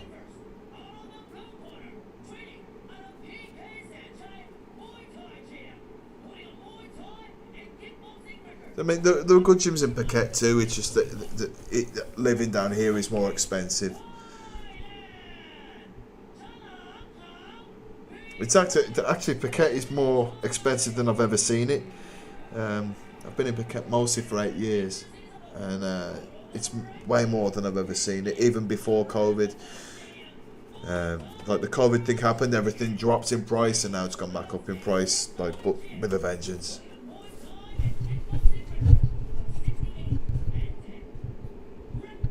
$68-10 his record.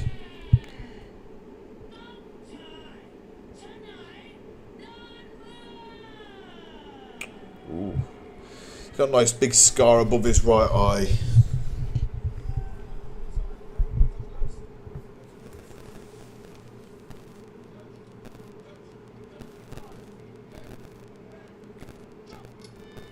Actually, in Chiang Mai, you've even got Bo Kao Village.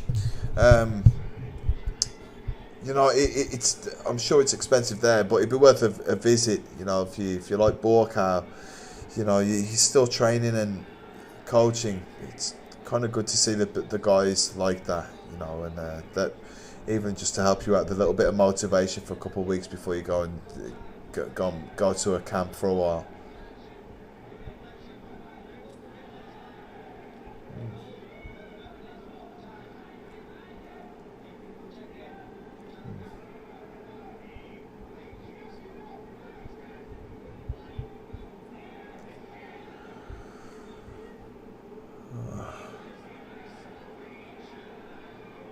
It's a nice strong block by the Chalam Cow. Oh, man, these PK Sanchai guys that are coming through, they're all coming in at a really good level.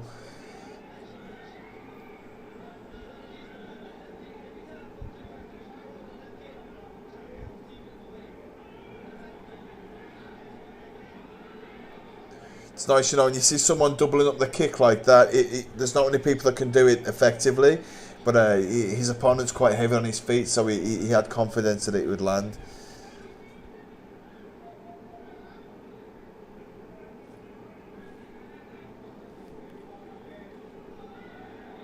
It's a well-placed kick.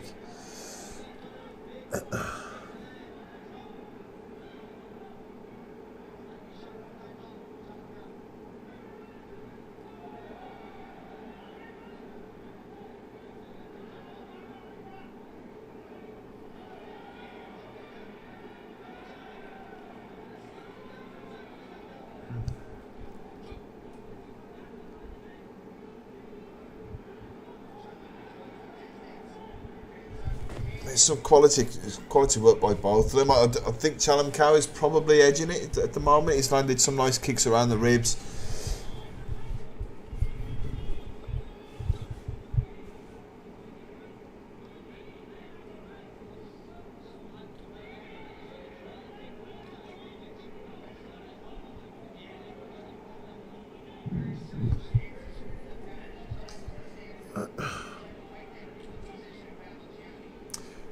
It's fighters with that like this that kind of look they I think they tend to struggle with like a lot of these like Russian guys that you see coming through, you know, that kind of style. Yeah, yeah. I thought there'd be more fights like this.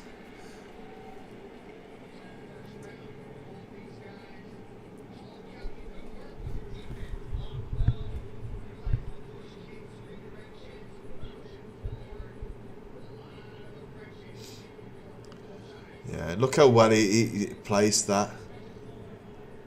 Nice.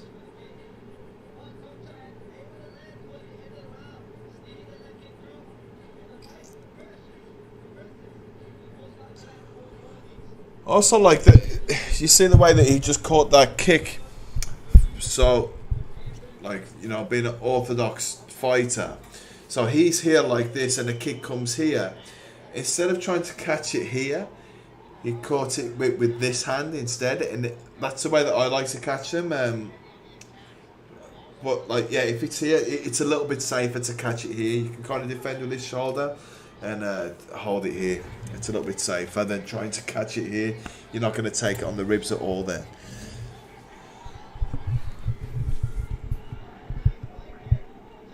See, he caught it the same way again.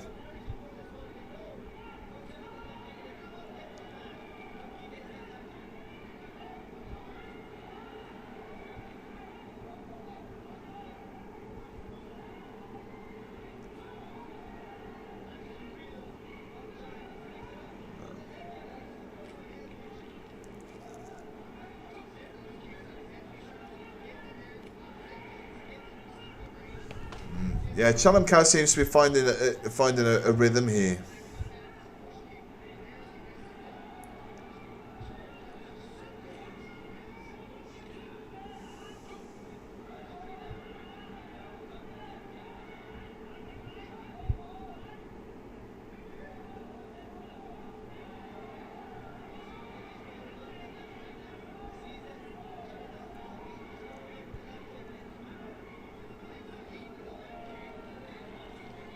Yeah, I feel like this is a really good, like this is obviously a good fight that, you know, it's well matched and everything.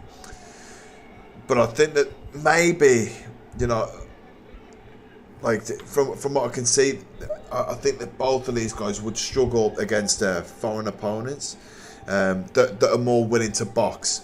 Yeah, the way that they stand, the way that they, like everything from the way that their guard is, they would. I feel like they would struggle with boxing against a boxing opponent. The thing is, they can kick so well, and you know their Thai style is so good with their kicks, and their clinching and elbowing and everything would be so good that maybe it wouldn't be too much of an issue. But that's where I feel like there might be a bit of a weakness with them. I mean, but you know, that said, they both got a beautiful style.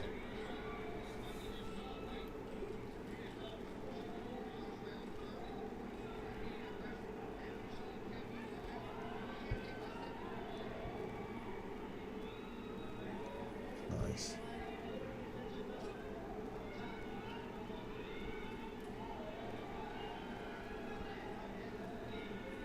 Yeah, see, it's still quality work just going through all the time.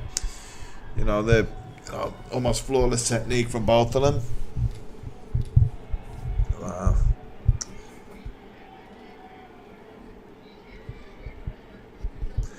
Yeah, I mean, from what we've seen so far, you know, without me trying to judge it properly, I would think that blue had got the upper hand here.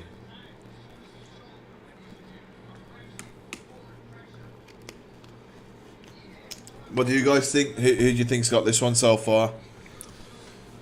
I think I'll probably lean towards blue in both rounds.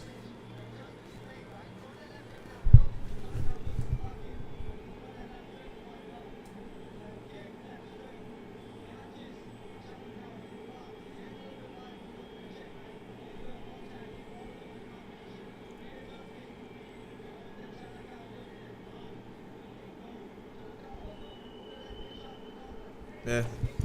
You know, an entertaining fight in a different way to the last couple of fights that we've seen, right? Like, you know, it's good to appreciate their work and whatever, you know, without them trying to just murder each other, peel each other's faces off with elbows and that kind of thing.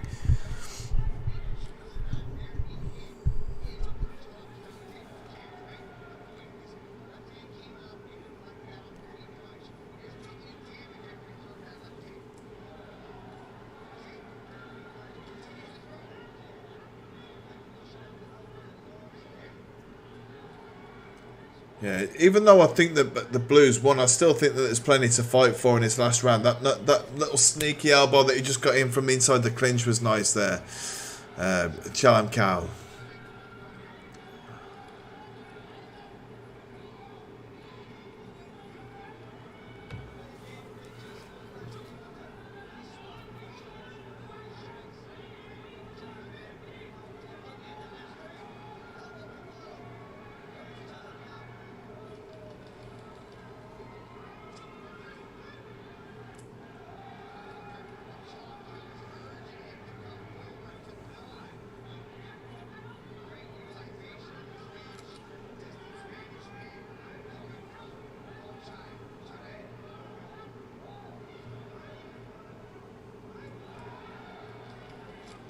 Yeah, I mean,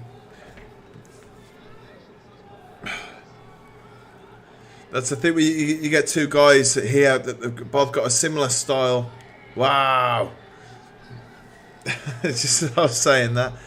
You know, just as, you know, they got a similar style and everything. It gets very difficult to separate the two. Wow.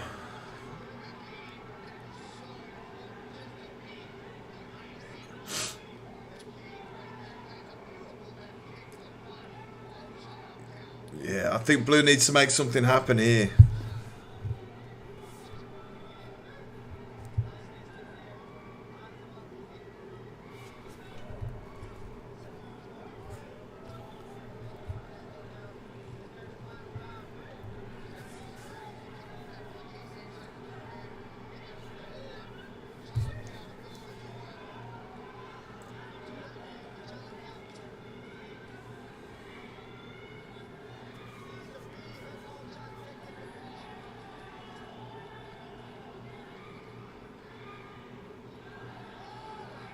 Wow, okay. Yeah, I think that's it. I think Reds took the fight now.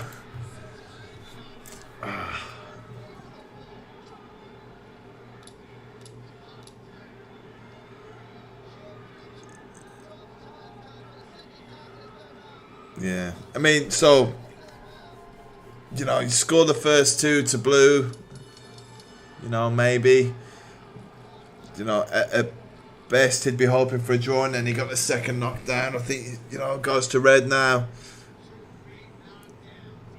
That's a shame. You know, blue had done well through the fight. You know, he was performing well in the first two in the first two rounds, and then just got caught, and I don't think he really recovered.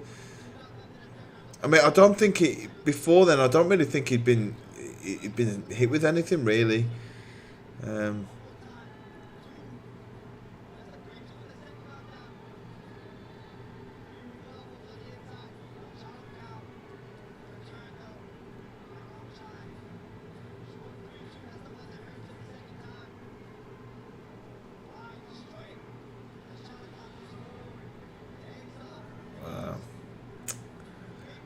Well, we'll see. Yeah, I would think that Red would get this, but Sometimes one scoring is a bit strange.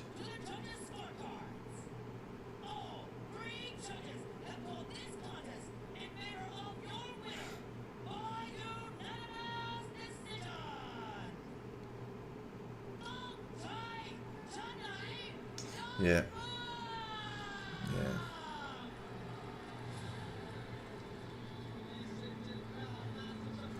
Oh well. Yeah, I mean that was a good fight. On to the last one now.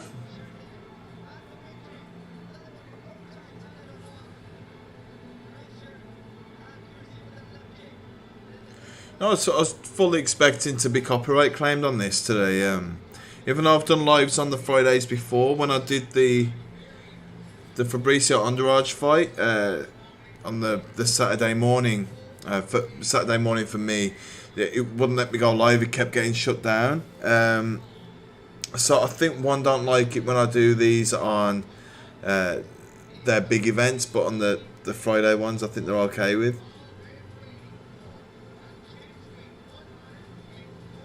Probably get copyright claim now. get my channel shut down.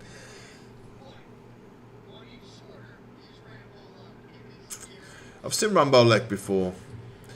I haven't seen Tiradet. I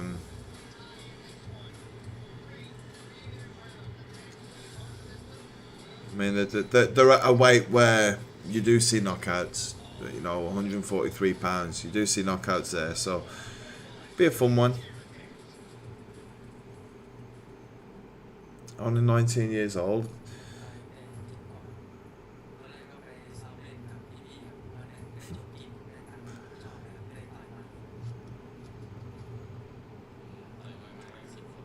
It's so cool when when you can see them like telling the stories, you know.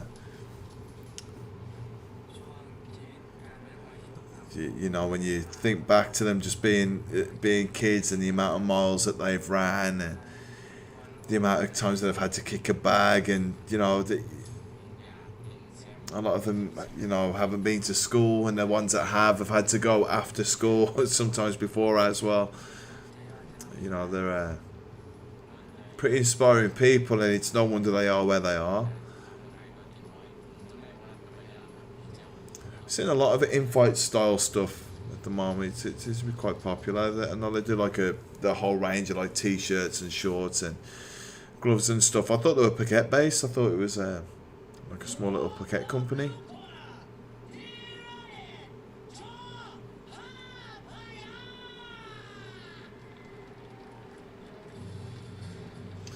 Okay, which way are you going here? You're going to go red or blue?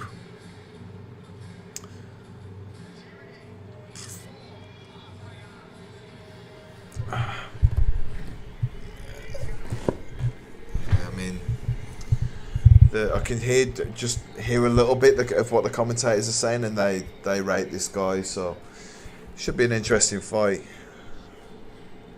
You know, actually, I think it's pretty much all the fights have been good today. There was one MMA fight which was like a slow wrestle fest, but you know, yeah, I think it's been a good one today. A lot of Muay Thai keeps me happy.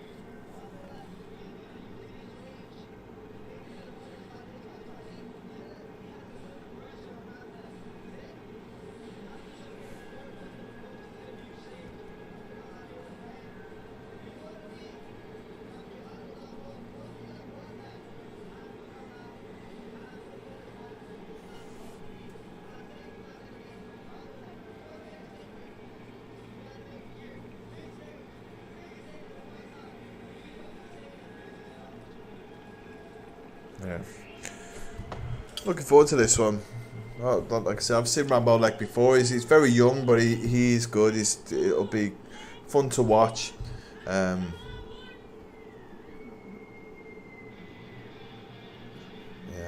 I'm interested to see how these two match up.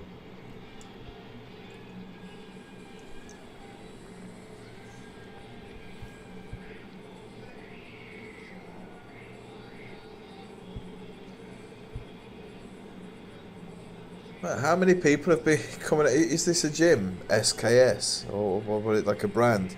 Everyone seems to be wearing it. I've never heard of it before.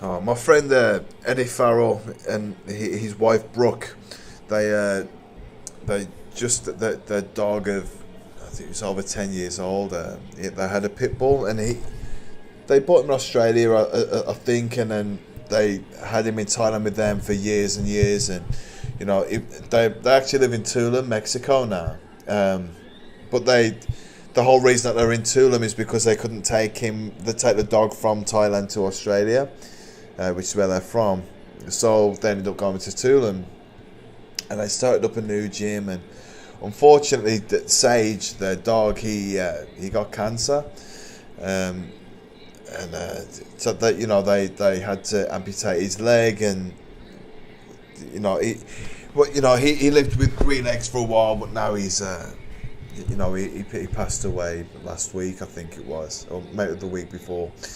But I really like that they've turned his collar into a monko for their fighters.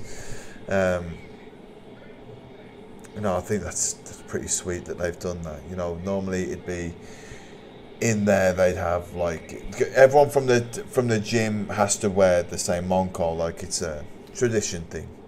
There is like reasons for it, like whatever, but yeah, it's just tradition. To make a long story short, but I just thought it was awesome that was what they did. You know, they're trying to keep the spirit of Sage going. Yeah, if you ever in Mexico, if you're ever in Tulum and you want to train, I can't recommend them more. They're both Brooke and Eddie, both very successful fighters, good coaches. They've both got great minds for fighting. Just lovely people too. They they moved to Mexico with nothing. They've ended up starting up a new gym. They've recently had a son a couple of months ago. So yeah, just started their family there now, and yeah, check them both out though. They're on their fights are on YouTube.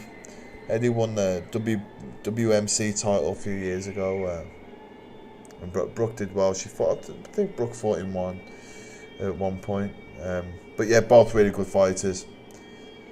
Eddie like a real rough and ready, come forward and take your head off. One of those guys you have to kill or be killed with him.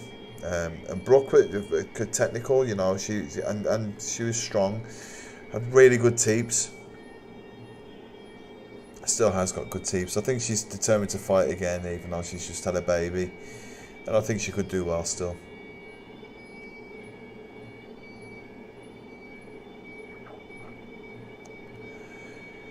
How do you guys feel about the White Crews before fights? Do you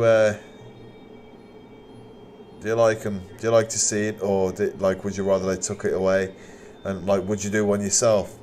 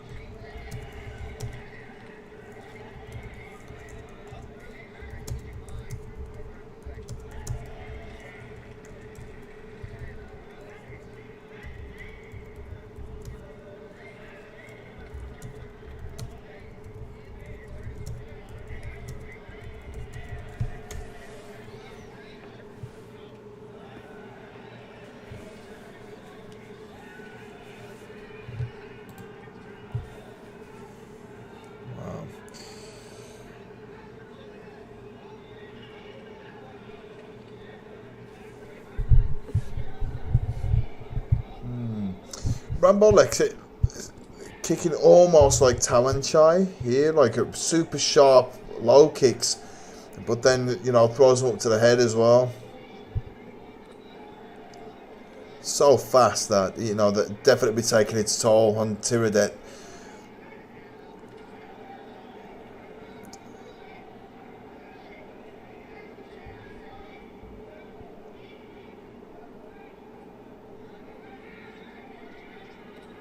Oof.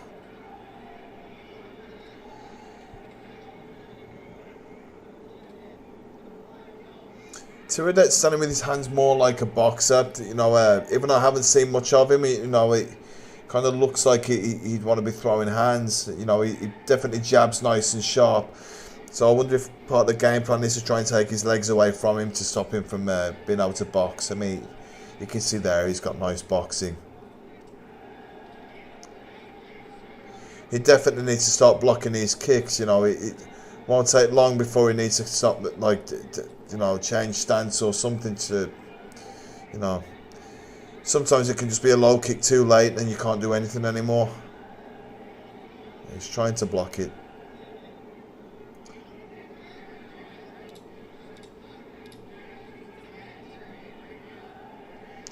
The horrible thing is, like, when you've taken a few low kicks like that, you know that that the end's coming.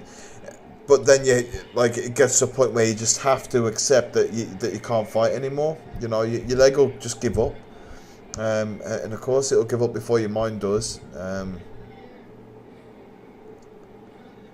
So it's similar to a body shot in that way. That, you know, body shot lands and you're still all there. You're not, you know, you're not like you could defend yourself physically. It's just that your body won't let you do it now.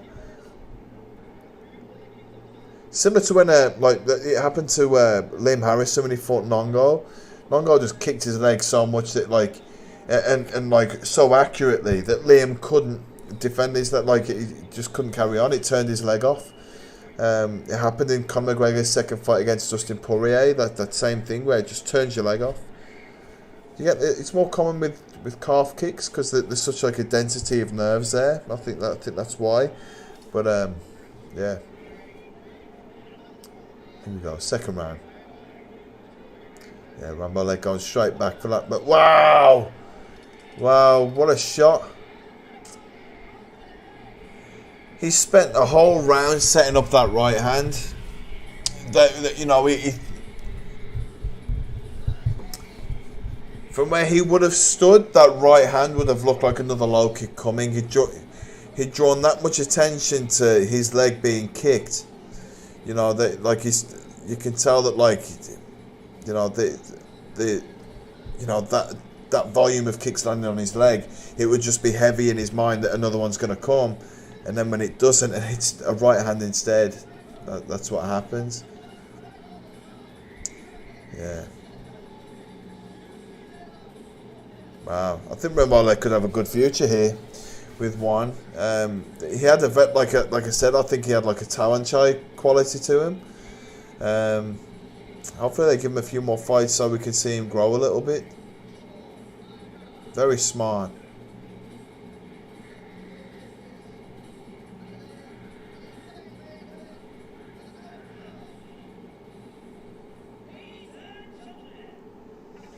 I'll start to hear him talk after the fight, and then I'm gonna have to go to bed. It's late here for me in Phuket. It's 11:30. It's a brilliant shot. Yeah, and like I said, he'd spent a whole round setting that up.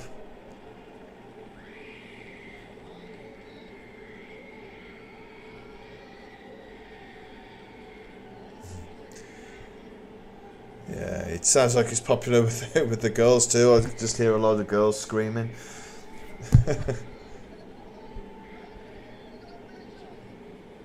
Only 19 years old too. Now, I'm just going to turn the volume up just so I can hear what he's saying. And I'll How you feeling about your performance here tonight?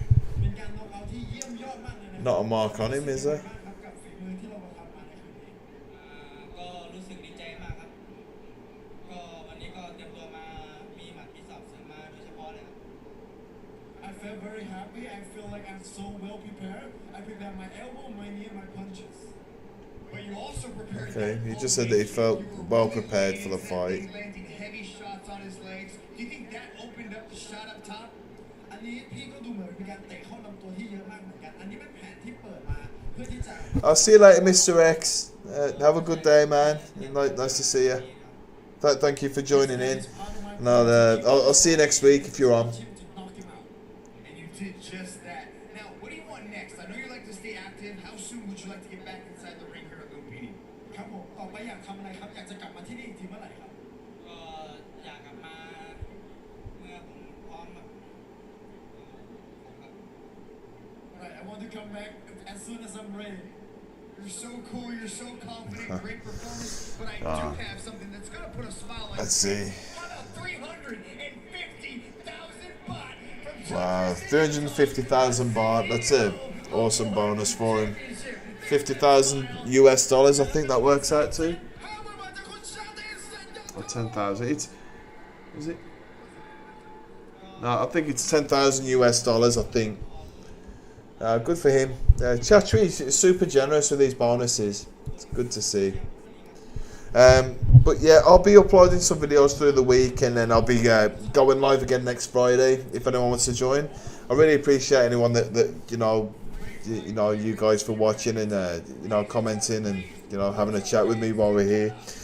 But yeah, I'll speak to you soon, guys. Again, if there's any videos that you want me to react to or anything, just leave them in the comments or just send me a message, and I'll speak to you soon. See you guys.